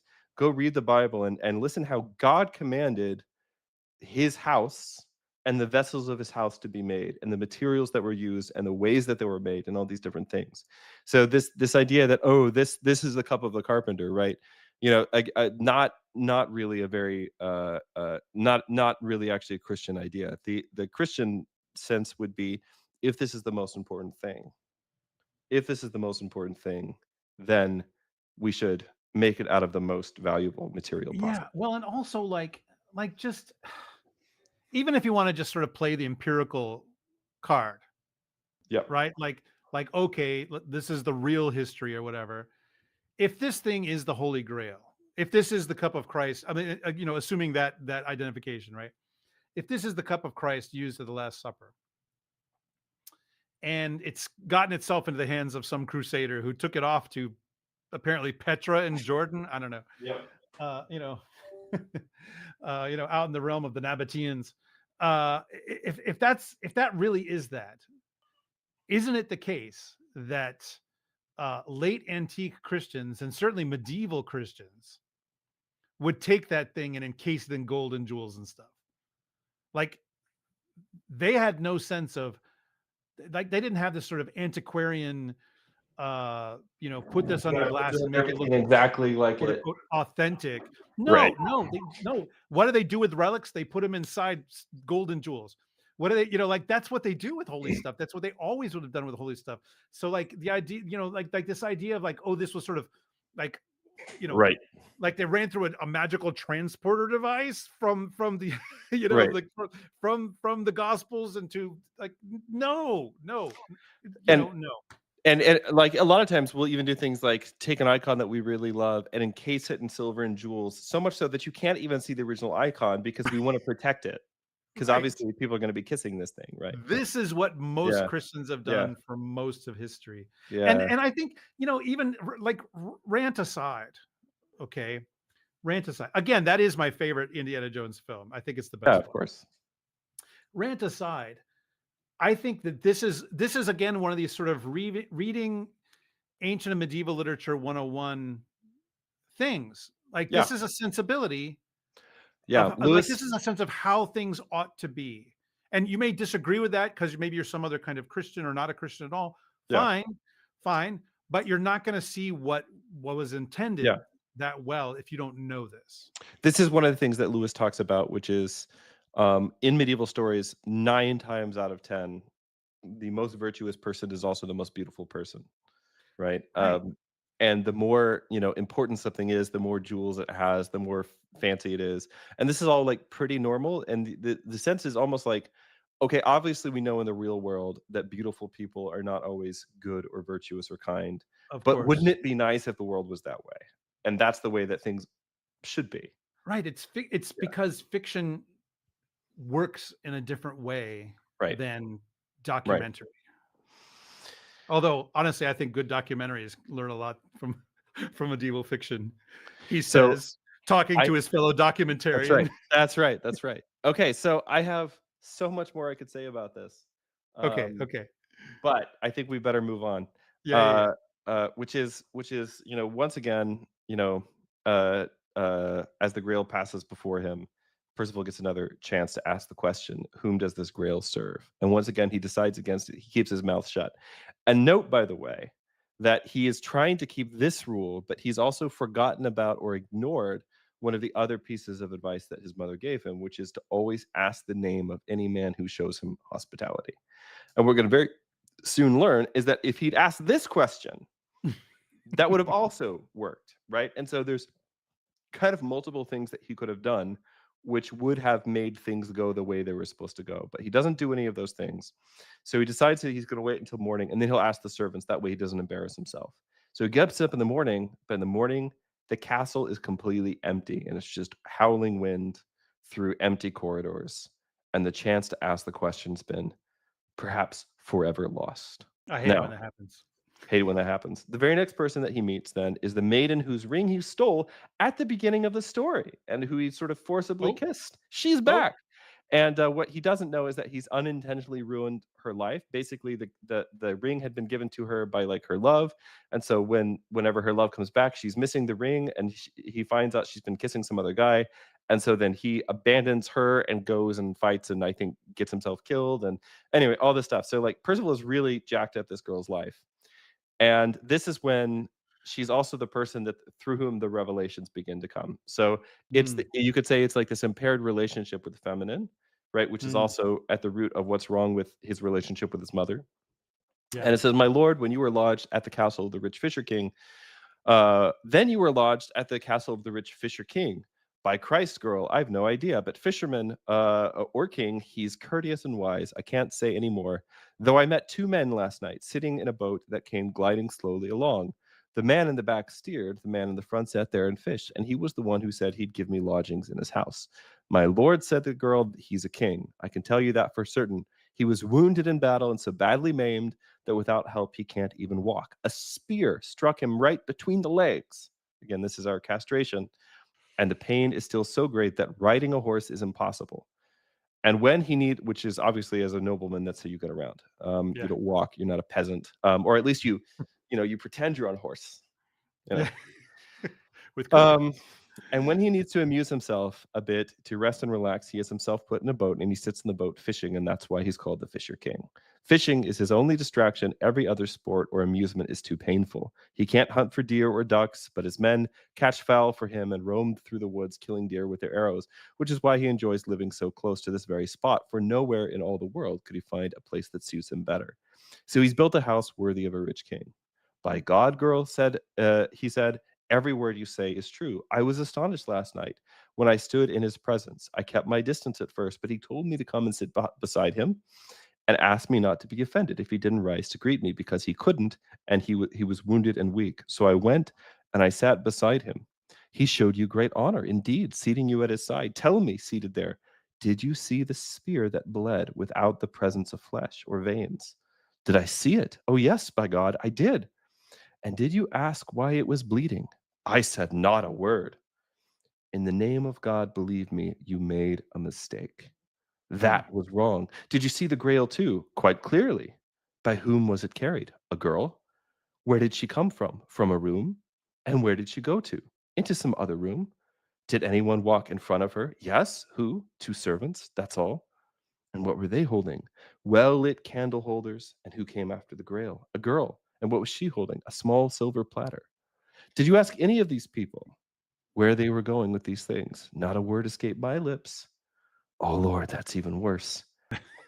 My friend, tell me your name. And then, not knowing his name, remember, up to this point, Perceval has not been given a name. He somehow knew and said that he was Perceval from Wales, not knowing if he spoke the truth. But he did. And though he did not know it, and hearing this, the girl rose and faced him and spoke as if in anger. You've just changed your name, my friend. Really? Said Perceval. You're Perceval, the unhappy, the miserable, the unfortunate. Ah, how unlucky you are, for had you asked those questions, you could have completely cured the good king of all his wounds. He would have become entirely whole and ruled as he should. How much good you'd have done. Believe me, miseries will come instead, for you and for others. You are being punished for the sin that you committed against your mother, who died sorrowing for you. I know you better than you know me. You don't know who I am, but for many years I lived in your mother's house with you, for I'm your first cousin, and you are mine. I regret it all equally. The fact that you've never asked what the Grail was and to whom it was being brought, and your mother's death, and also the death of this knight for whom I felt such affection and held in my heart, for he always called me his dearest love, treating me just as a noble knight should. Wow, Now, that's a lot to get dumped on you all at once. there is a lot of information here, and I want to point out that she's his cousin. That's what she says she is. She says she's Yeah. his cousin. Yeah. So hold on to that thought. So she Okay. tells him the story of the Fisher King, that he's a king or a noble who was wounded in battle by a lance, which, if you'll recall, is the same wound that Percival's father received. At this point, you should say, Wait, hmm, is that his? two castrations in one poem, maybe a little too much of a coincidence. All right. So she excitedly questions It's not Percival. a sentence you hear every day. Yeah, fair enough. Yeah. Maybe at my house it is. She excitedly questions Percival. She assumes that he's asked the question, which is how serves the Grail? Whom serves the Grail? And when she finds out that he didn't ask the question, that she's distraught, she mocks him, and it is this moment that Percival's true name, which he has not known up until this point, is revealed to him. By a He name, just remember, you know a man. Yeah, he just knows. And now, for the first time, Perceval has come to a kind of real self-knowledge, but that self-knowledge is deeply painful. Yeah, because I mean, she And calls him like, you know, loser, yeah, unhappy, miserable, yeah. unfortunate, unlucky.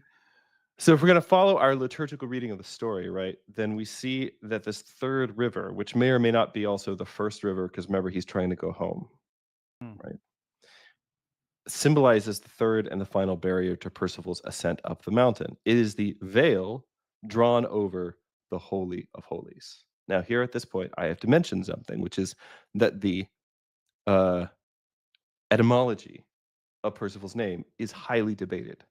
Hmm. But one of the best guesses is that it literally means pierce the veil, the Wow. one who enters through the veil.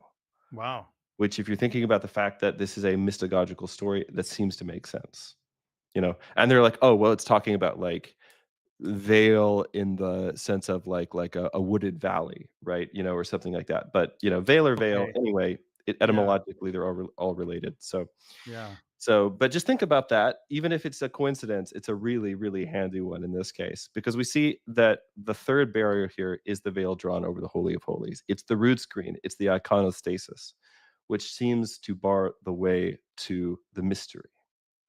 Yeah. Now, given the dependency of the Grail legends on the Orthodox Divine Liturgy that we've been kind of referencing all throughout this, it's not surprising to me here that the Grail procession would resemble the Great Entrance, right? That all of these things kind of go together.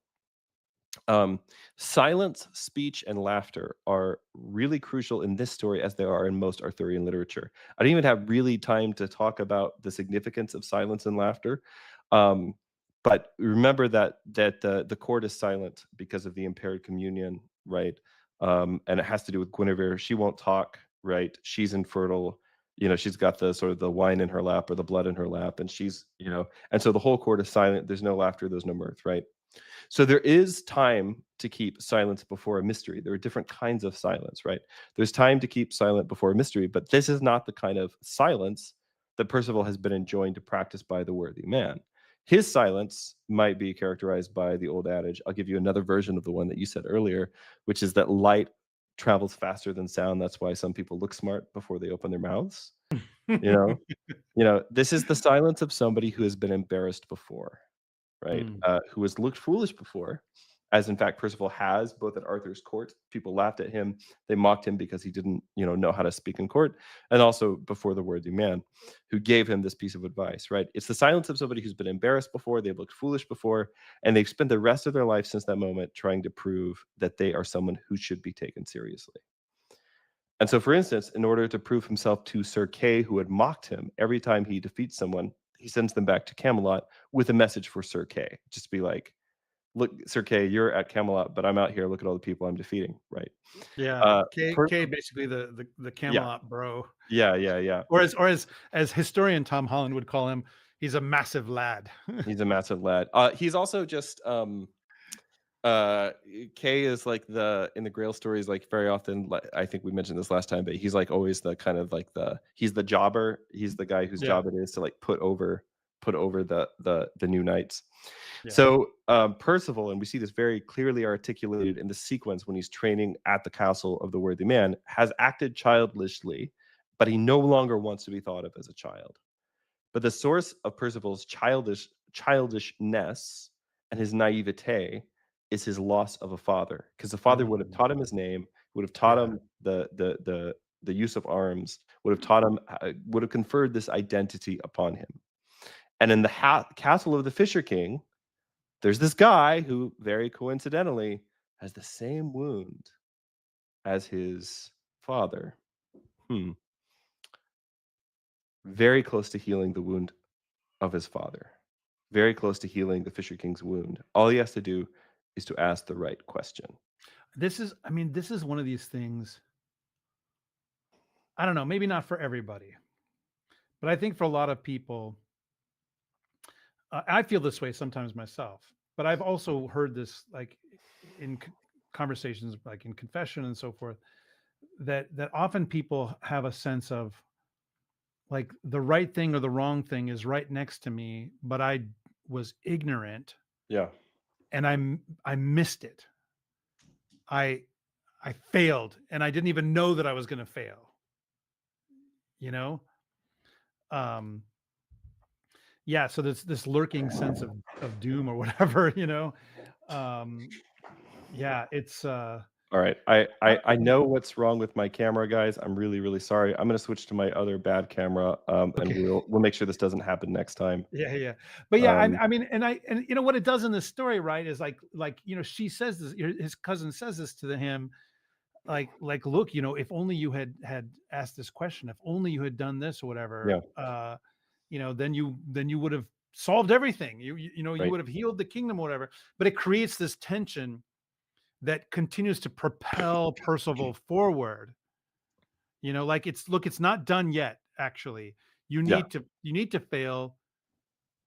You need to become aware of your failure. You need to become cognizant of your failure, of your unworthiness. You're not the worthy man. You're the unworthy man. And also, very, very importantly, Percival needs to become a child again. Mm. So if he'd done this, the Fisher King would have been healed from his wound. Instead, ruin comes upon his family. His mother has died.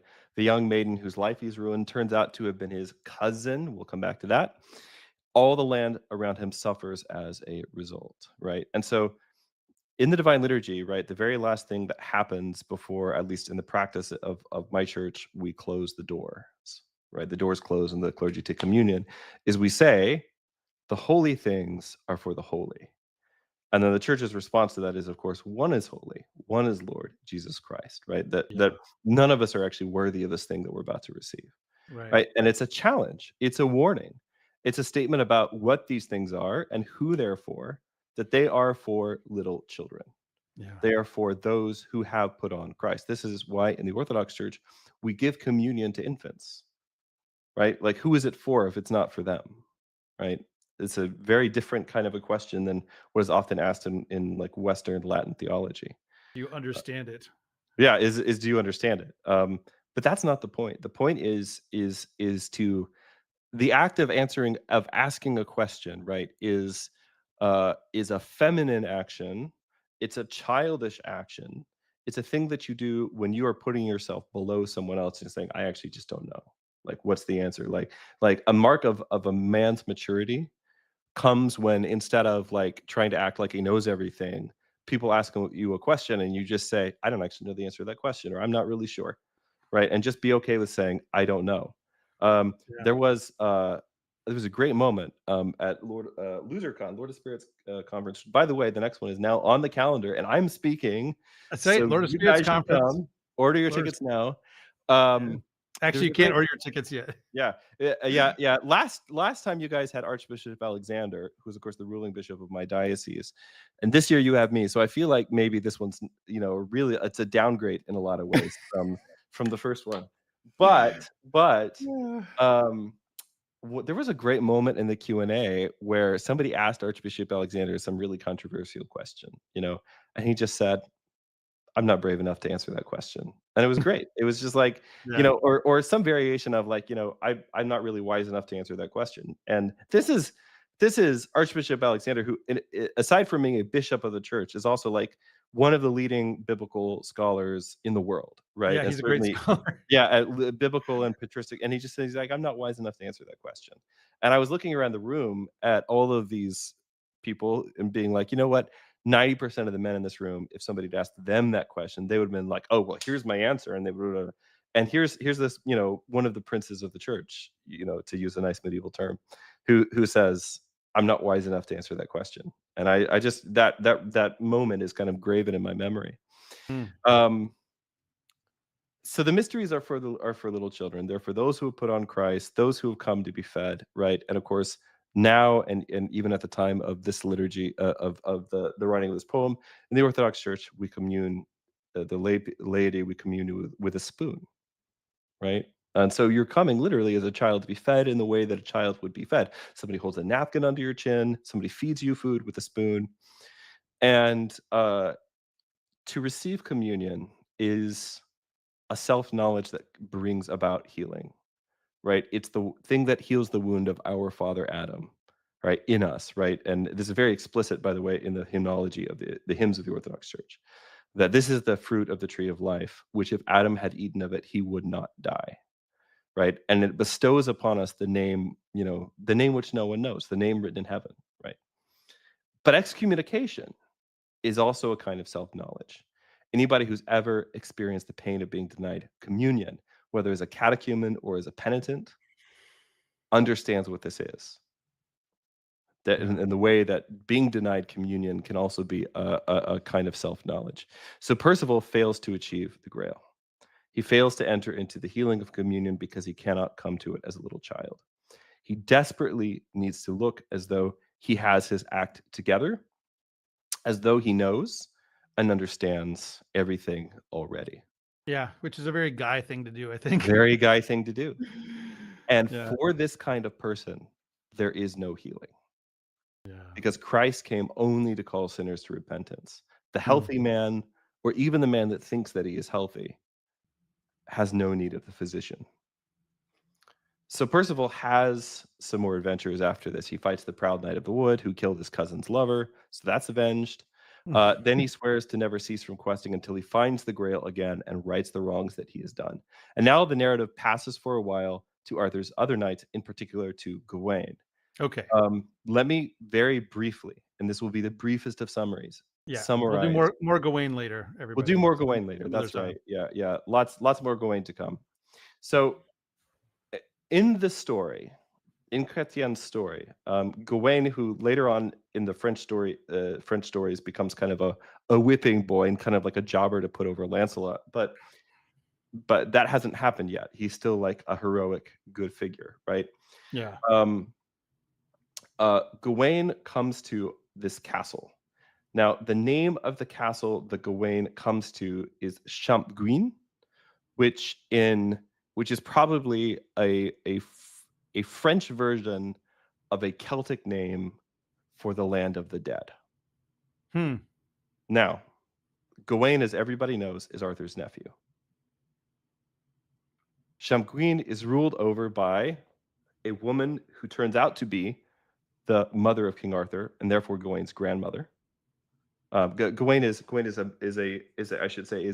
a maternal nephew, right? Which is the strongest relationship in old heroic societies, because this is somebody who is like always going to have your back, but can never inherit your kingdom. Right.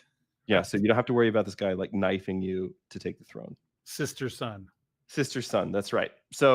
So there are basically three women at the castle. One of them, and of course, as usual in these sort of stories, you show up to the castle and everybody's identity is veiled. It's a secret, and you have to sort of like figure out what the identities are. And when you figure out what the identities are, you also find out how you relate to everybody in the story. And hopefully, people have kind of seen that in the way that we've told the story of Perceval.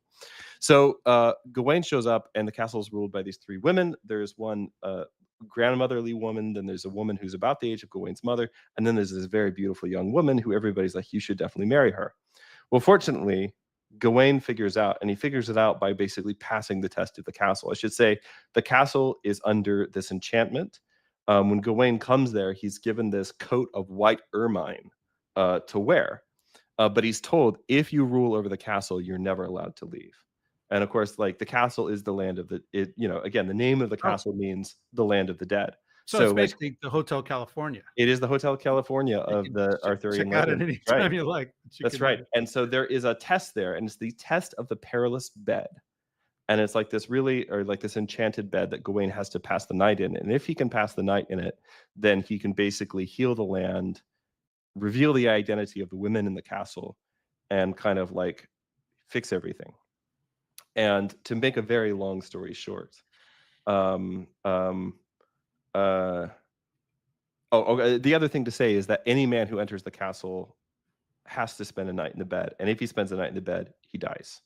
Yeah. Right? No one's ever survived the perilous bed before. Like, there's all these like rocks and arrows that pop out of nowhere and shoot you, and there's lions that show up and try to eat you, and all these other things. Anyway, so Gawain passes the test of the bed, and in the process reveals the identity of the women of the castle, which is that the grandmotherly woman there is Arthur's mother. This is one of the few stories in which she shows up while Arthur is still alive. the grandmotherly woman there is Arthur's mother. The motherly woman there is actually Gawain's own mother and Arthur's sister, which makes the girl there, who everybody's like, you guys should totally get married, turns out to be his sister. So we avert that particular catastrophe. But what happens basically, what the story is basically Gawain going to the land of the dead and healing his mother and taking the feminine line, and it's really the femininity of Arthur's court, and bringing it back into communion. And so the Gawain part of the story is also unfinished, but it seems like where it was headed was for a reunion between Arthur and his mother, which would have also then healed his relationship with Guinevere. So that seems to be kind of where it was headed. So keep that in mind. So look, Yeah. Gawain goes to a castle, and there's two women ruling over it, and then a younger woman, but there's two women ruling over it. One is old enough to be Gawain's grandmother, and in fact turns out to be his grandmother, and the other one is Gawain's mother. Perceval came to a castle ruled over by two kings. One is the Fisher King, and the other one is the king to whom the Grail is being taken, who is not the Fisher King, but also seems to have some kind of a wound. Okay? So these two women are Gawain's mother. What's the relationship of these two men to Perceval, keeping in mind that one of them has the same wound as Perceval's father? So this is where we get to the climax of Perceval's story. Okay. So Perceval has some more adventures. He makes this oath to go out and find the Grail and to search for healing and for communion, and he fails. He can't find his way. And when we next meet him, he's been wandering in the wastes for 5 years. And during that time, he has forgotten everything. He's forgotten God. He's forgotten all the laws of chivalry. He's forgotten even his own name. So he just can't hold on to his name. He's as would have been called in our youth, backslidden. He is backslidden. Backslidden. Right? And so when next we meet him, he has pursued one adventure after another. He's never stopped at a chapel to pray, we're told. He's never paid attention to the favor or needs of ladies, we're told. And in short, he has spent all of this time pursuing deeds of arms while never attending to the things that make a life of chivalry worth living, never attending to the things that either his mother or the worthy man had instructed him to do. And that's when we get to the climax of the story. So why don't you read about this meeting that he has with this group of pilgrims? All right. And so he spent 5 years without a thought of God. And then at the end of those years, he found himself in a wilderness, riding, as he usually rode, armored from head to foot, when he met with 5 knights, along with 10 ladies, their heads completely covered. And all were walking, not riding, in woolen robes and wearing no shoes. Seeing him mounted as he was, armored with his shield and his lance, all the ladies doing penance for their sins, barefooted, striving for the good of their souls, were struck with astonishment. Then one of the 5 knights stopped him and said, "Good sir, don't you believe in Jesus Christ, who wrote the new law and gave it to Christians like us? Surely it's wrong and indeed a great sin to be bearing arms on the very day of his death." Not knowing what day it was, or what time of day, or what year, his heart so deeply troubled, Perceval asked, "What day is today?" "What? You don't know? Today is Good Friday, when we openly honor the cross and weep for the sins we've committed. Betrayed for 30 pieces of silver, Christ was crucified today. He who had never sinned, but saw how the world was sinning, chose of his own volition to take on human form. He was God and man in one, born of the Holy Virgin, conceived of the Holy Ghost, God in flesh and blood, divinity covered by the skin of a man. No one can doubt it. Refuse to believe these things, and you'll never see his face. He was born of Our Lady the Virgin, mingling his holy self with the soul and shape of a man. And indeed, on this very day was nailed to the cross and traveled to hell and freed those who love him. Herring of hell reference there. Mm-hmm. He died the most saintly of deaths, saving the lives of the living and resurrecting the dead. The Jews, in their wicked jealousy, setting him high on the cross, harmed themselves, but helped us, for they were lost and we were saved. Those who believe in him must give him our penance this day. No believer should wear armor or fight. "And where have you come from?" Perceval asked. "From there, good sir, in the midst of this forest, where a saintly hermit dwells, so holy a man indeed that he lives only by the glory of God." "Tell me, what were you seeking? What did you ask for? What did you do?" "What?" said a lady. We asked forgiveness for our sins and confessed them all. Nothing a Christian could ever do if he hopes to please his Lord could possibly be more urgent. So Percival runs into these pilgrims, and of course they're like, "What are you doing? You're wearing armor. You're carrying weapons Don't you know what on day Good it is? Friday, Yeah. right? And on this holy day." And this is when he finds out about Christ and his passion and his sacrifice.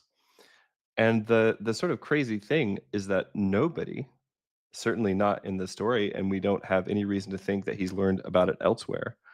Nobody's ever explained any of this to Percival. So Yeah. Percival, to make a long story short, he goes down the road to the hermit's house. And by the way, there's this little detail about how he's supposed to find the hermit's house, which is that they left all of these knots on the the ends of the tree branches, and so we can Mm. follow the knots to the prayer house. And of course, the knots are it's a prayer rope, Yeah. Yeah. It's a right? prayer rope. The knots have to do with prayers and like the rosary and all of those things. Yeah. Yeah. Yeah. And so Nice. he gets to the hermit's house, and um, the hermit says, "Okay, if you stay with me, I'll explain. If you stay with me, you eat what I eat." Now, keep in mind, it's Holy Friday, so what's the hermit eating today? Nothing. Nothing. Yeah. But basically fasting. They say they eat parsley, lettuce, and watercress, and the bread they eat was baked of wheat and barley. Right? They drink cold, clear water. And so basically they fast. And he says, if you come and you stay with me and you eat what I eat and you pray as I pray, all your questions will be answered. And so this is when Percival gets the big answer to all of his questions. And he's told his own name. He's also told the identity of everybody that he's ever met. And this is where things get a little weird and, I'll be honest, a little delicate. Okay. So he's told that the man that he met in the castle is his uncle, who is also the hermit's own brother, making the hermit also Percival's uncle. Now, Hmm. that keep in mind, there are two people in this story who have the same injury. Yeah. One of them is Percival's father, and the other is Percival's uncle. Right. The language that is used here is the sort of typical language you would find in a medieval poem when you want to euphemistically, very delicately indicate that an incestuous relationship has happened, which is to Mm. say that the Fisher King, who is Percival's father, is also his uncle, making the Mm. girl who is his first cousin and grew up in the house with him also his Sister. sister. Yeah. It's not explicit in the language of the poem, but if you know how to read medieval stories, it's very clear that that is what has happened. Yeah. So, Okay. keeping this in mind, you think back to why won't Percival's mother tell him who his father is? Yeah. Right. Because it's a big Why is shame. Percival's whole relationship with his fathers, all the male people in his lineage, why is it so stunted and malformed and infertile? Right? There's a trope in ancient stories, and you even find it in the Holy Scriptures. You certainly find it in the Arthurian legends. You find it in Beowulf. You find it in a lot of other places. The trope you could sort of call something like incest at the beginning, which is this Mm. idea that at the beginning of important kingly lines, there is a brother-sister pair or sometimes an uncle-nephew pair, something like that. Actually, I think in this particular case, it's the Fisher King uh, is maybe actually Percival's cousin, and it's the Grail King who's the uncle. But in any case, it doesn't matter. The point is there's this incestuous relationship, and that's what Percival came out of, right? And so this is why if he had been able to enter into communion, this relationship would have been healed in some way, right? And the wound that all the men in his family have, right, is a wound in the loins, right? Is all these It's different things, it's a right? wound of fertility. Yeah, it's a wound of Yeah. fertility. It's a wound of this relationship happened that was never supposed to happen, right? Yeah. Um, now, the hermit says the hermit says that he's the brother of the Fisher King. But I just want to point out that it's a very normal thing in an Arthurian story for some nobleman at the end of his life to basically go into holy orders, Yeah. right? Go To be a become a monk. monk, and specifically usually to become a hermit. It's what Yeah. Lancelot does at the end of his story. Is the hermit also the Fisher King, who is also Percival's father? There's every reason to believe that that is the case. Hmm. And what the hermit does is to properly catechize, shrive, that is, to hear the confession. He hears Percival's confession. He gives him his name. And then we're told, and this is the very last thing that we're told about Percival in the story, that Yeah. on that Percival and Percival learned once again that our Lord had died that Friday, crucified high in the cross, and he made his Easter communion humbly in perfect simplicity. And so my argument that always stuns and surprises people is that if you really read the story carefully, you'll find that Percival does in fact achieve the Grail. Why? Because the hermit, who may be the Fisher King, tells Percival explicitly that what is in the Grail is a single sacred wafer with which the Grail King had been sustained. That the Grail King was the sort of holy man who is sustained on nothing but communion, which, by the way, is like a sort of a well-attested miracle with several saints. And that by entering into this communion, Percival has resolved his relationship. He's healed his relationship with his father, right? In the same way that Gawain heals and enters into a relationship, a proper relationship with his mother. And that is really deep down what the story is about. It's about going into the land of the dead to rescue your mother Eve. It's about going out into the wilderness of sin and death to be reunited with your father Adam, right? Yeah. And it's about Holy Week. Yeah. I mean, one of the things that struck me about, so if the hermit here is his dad, um, so okay, he's received this wound of castration, which makes him infertile. But I mean, isn't there? Shouldn't we also be thinking about the reference in the scripture to those who have made themselves eunuchs for the kingdom of God, right? Which is exactly what uh, a monk or a nun is on some level. Um, Actually, I've lost my. I can't hear you now, Richard. But um, so yeah. Um, so I mean, it's so like I'm not saying that I think that the castration imagery, the wound imagery in the poem is saying, "Oh, he went off and became a monk." Um, I'm not saying that, um, but there is something there. I think where, Hello. like he, There you go. there you are, there you Can are. you hear me Okay, now? yeah, Yeah. yeah, yeah, Sorry. I think I must have um, bumped something. yeah. So that there's also it's almost like he's become infertile because of Yeah. all these things. He accepted that. He became a monk. Yeah. But now healing the relationship with his son, in a sense, restores the purpose of it all. The purpose of his fertility is so that his seed might Right. come to full fruition. Right. And so I will just say, just for like total clarity, because people get exercised on the internet, the idea that the Fisher King is Percival's father is not controversial. Hmm. I think pretty much, most of the scholarship around the poem. Not that you can find a lot of people reading and talking about this particular version, because it's kind of the earliest version and it doesn't have a lot of the things that people are really interested in later on.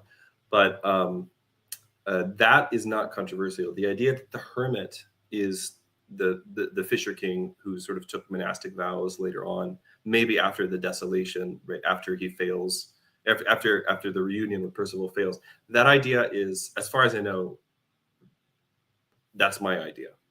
Like, as far Hmm. as I know, I've never read that anywhere else, but it seems to make sense to me. And certainly, like your uncle, your father, these are sort of, kind of overlapping, polyvalent things in the symbolism of the story. But I think it's very obvious. Yeah, it's a reasonable, Yeah. definitely a reasonable interpretation. So Okay, so there's so much more we could say about this, man. yes, There's so much more we could say, yeah, but let's go yeah, over to the chat real quick before, yeah, yeah, it's been a long yeah. day. We have so Stephen, Yeah. uh, he gave a little donation, Yeah. and he asked the question: Is this? He was talking about the spear. He says, Yeah. is this the same spear from Eschenbach's Parzival that would unseat any knight it's used against in a joust, no matter what? Yes. Oh, Yeah, ultimately, yes. I mean, Eisenbach's Parzival is the most. It's the sort of number 3 in the list of. So if you were going to make a list of here's the most important retellings of the Grail, you start out with Perceval, the story of the Grail, and then you go on to Robert de Boron's Perceval, and then Eisenbach is basically number 3 in the lineage. And there's a lot of other versions in between there, but Eisenbach's, which is written is written in medieval German. I mean, is definitely one of the most yeah. important. One of the most Well, important. and also, I mean, like this There's a spear bunch of has, fun stuff in there too about the the Grail being a gem that fell from Lucifer's crown when he was cast out of heaven, and then it's made into the Holy Grail, and all this other stuff. Like it's pretty rad. It also like really.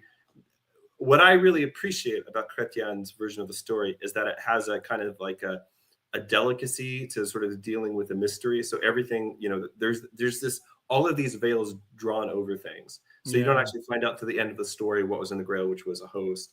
And there's all these liturgical connections and all of the you know male female relationships and the father son and father and mother son, you know, mother daughter relationships in the story. But there's a kind of a sort of a tasteful veil drawn over everything, yeah, which seems to me to be very orthodox. sure, The later versions of the story just sort of crank all that stuff up to 11, and there's really no yeah, veiling of the more like overtly liturgical Eucharistic elements of the story. So yeah, I kind of like Chrétien's in particular because of that. But also the later versions of the story get most of the attention. In particular, what will happen is that the Robert de Boron's version of the story gets sort of retold in a prose cycle that's sometimes called the Lancelot Grail cycle. It's also sometimes oh yeah, called the French Vulgate cycle. Vulgate because it's common. In other words, it was the version that everybody was reading, and that's basically the book that Mallory is working from when he writes the Gourmont. And so, yeah. anyway, all of this to say, like that basically takes a bunch of these elements of the story that are, you could say, are part of the later part of the Arthurian literature, later parts of the Matter of Briton, like the story of Lancelot, the story of the Grail, etc., and it kind of puts them into a single cohesive whole, which and then adds this prequel about Joseph of Arimathea, you know, bringing the Grail to Britain, you know, early on and coming to Britain with the Christ child and all this stuff, which is kind of like the prequel to all of the Matter of Briton. So anyway, all that to say, Yeah. there's a bunch of different versions. I just like this version because it's the first one, and so it seems like the connections to the liturgy are maybe the strongest, but also like the most, like I said, they're veiled, which again, what do we do in Orthodoxy when you have something really beautiful or something really holy? You close the curtain. Yeah, you veil it. Yeah, You veil it. it's not for every Yeah. time and everyone at all, you Yeah. know, places or Yeah. whatever. Yeah, and also like I mean, you know, this spear, the spear of destiny, the Holy Lance, Yeah. like it has quite the career. We're going to be coming across it, you know, other times. Yeah, I'm absolutely. sure. You know, Absolutely. I mean, and you know, there's all- even some stuff about that in our Lithuania documentary, actually, that's right. The wolf and the cross. they made a duplicate of the Holy Lance, which was then given, you know, basically as a gift to the first Christian king of Poland, as like a That's right. Anyway, yeah. That's right. That's right. Yeah. Why don't you find another one here for us to? Yeah. Sivana to respond to? Holler says it's really funny. Okay, Stephen Young says, meanwhile, Protestants see Elvis's guitar in a museum and they say that belongs to the church. Yeah, fair enough. Sivana says, it's really funny that that's the way that we think about things that are real, because we also portray the Middle Ages as being very dingy and drab, which, as far as I understand, they love color in the Middle Ages. That's right. My personal, there's this crazy thing that in literally any movie set in the Middle Ages made in the last 30 years, almost every single time, in the opening scene, it'll be raining, it'll be muddy, and somebody will empty a chamber pot out of the window within the first 3 minutes of the film. And that is code for now you're in the Middle Ages, because that's when people just threw filth into the streets.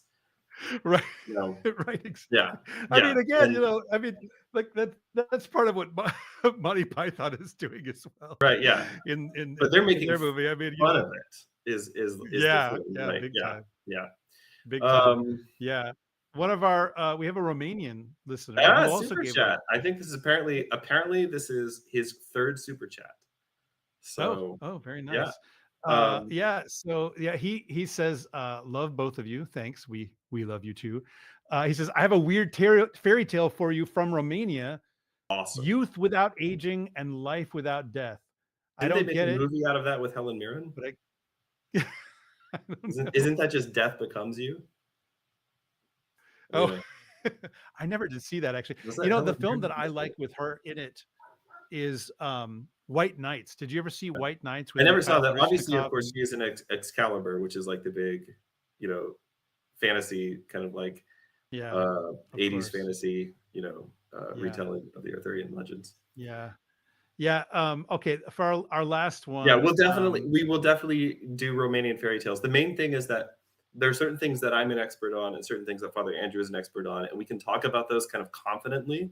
But when it comes to like going outside of our wheelhouse, I can read up on things, and because I'm a person who understands old literature and old world cultures, I can definitely have things to say, but what I want to do is make sure that we give things fair treatment, which means we need to find somebody yeah, who's actually either from that culture or is at least an expert who can come in and talk about it. yeah, So, yeah, but yeah, I yeah. certainly love Romanian culture very, very deeply. I have a lot of personal connections to it. So we would love to do some Romanian fairy tales. Yeah, yeah. All right. So Yeah. So last the last question. one we'll look at is from Nathaniel. Yeah. Thank you very much. We got Let's talk another. about Joseph's question though, because it is a good question. Oh, yeah. So Joseph he Schaefer says, Joseph says, says, yeah, he says, tomorrow I have to present on a 4-person panel on the topic of masculinity in Arthuriana. The yep, prevailing class discourse is critical theory / postmodern deconstruction. Any advice as to talking points? yeah, Well, number one, God bless you. yep. And so, Um, I yeah, okay, I will say this, like, okay, fine. Critical theory, postmodern deconstruction, like yeah, there's some useful things that can come out of that analysis. yeah, But I'm not saying there's nothing. But why not ask the question first? Well, how did the people who first heard this story, how would they have understood yeah, the story that they were hearing? And then I think that's the starting point. And often the problem is when people take some of these modern theoretical approaches, they never get to the actual starting point, and so therefore a lot of their conclusions, even based on those critical theories, end up wrong and not right, actually paying attention to the source material. yeah. I think that part of the reason that people are so attracted to Arthuriana is that it is a lot of the Arthurian stories really are about the masculine and the feminine, but then that's also where people get sideways because what they try to do is take things that modern people believe to be problems with the way that God made the world, which is really what we're Yeah, talking about. When we talk about the masculine and feminine, this is just the way that God made the world. right. They take things that they consider to be problems, and then they try to read that back onto Arthuriana. So what you should actually be asking instead is, what does this story have to say about what does this story have to say about what it actually means to be a man, what it actually means to be a woman, right? That actually the thing that men do is they go out, they conquer things, they name things, and they beget children, right? And the things that women do are they ask questions, they initiate into mysteries, and they bear children. And so if you come across in an Arthurian story a woman who can't bear children, she's barren for some reason or the other, that means something. If you come across a Yeah, king who is infertile, who is castrated, who is wounded in some way, that actually does mean something, right? And yeah, that's just the way that it is. And so you can yeah. actually kind of take their thing and flip it around and say, actually, I do think this is all about sex and gender. And let me tell you about let me tell you about this, right? So Yeah, anyway, yeah. I mean, there's this temptation to say, well, this doesn't live up to the way that this doesn't live up to these standards that I yeah, have now. Right. It's like, okay, sure, right. But should everything be about you? Not that it doesn't touch you, right? Not that it shouldn't mean anything to you, but is that really the appropriate starting point? Am I the appropriate starting point? Right. And I mean, at least from a Christian point of view, the answer to that question is no, I'm not. I'm not the starting point.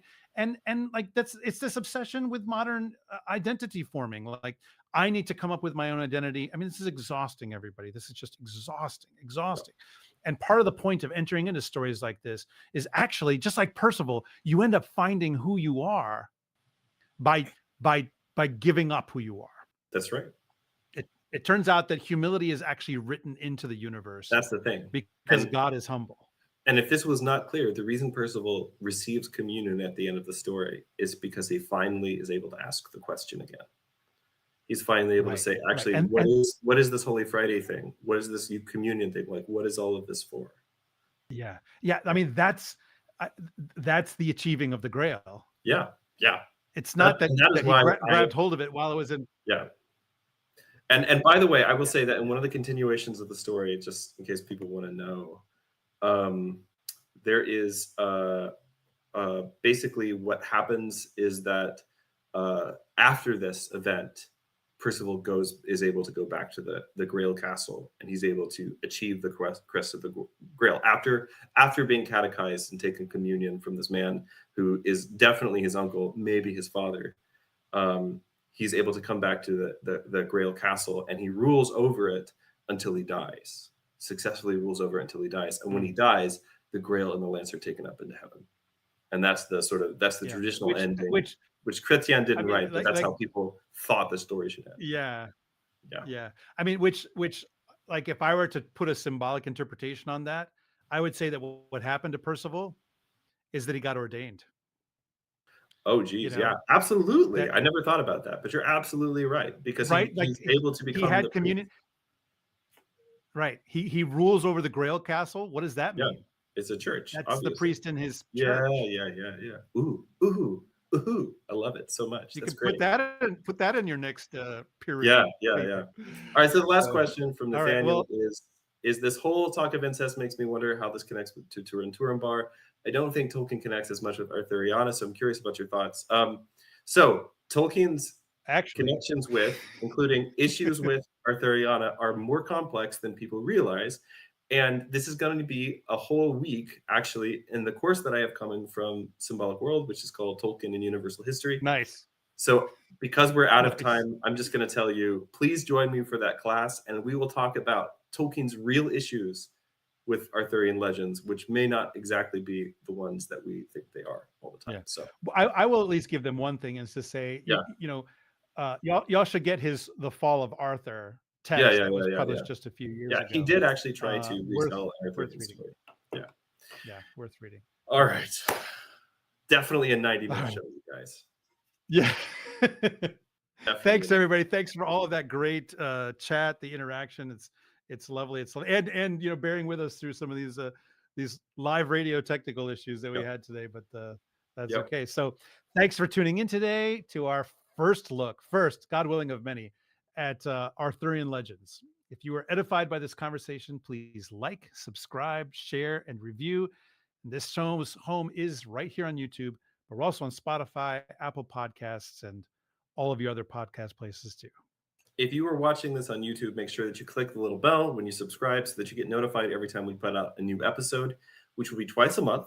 And we, like we promised, in our next episode, we will be introducing you to the greatest of all, well, maybe the greatest, possibly the greatest of all Old English poems. I did not write that part of the script today. I mean, Dream of the Rood, Father. Dream of the Rood. Okay. It's pretty great. Okay. But one of the greatest of all Old English poems, certainly Richard's favorite poem, which is, of course, Beowulf. Or technically, it's the Beowulf poem. It's the poem about Beowulf. It doesn't have a title. Farewell, and may you always trace the silhouette of virtue in everything that you read. This has been a listener and viewer-supported presentation of Ancient Faith Radio.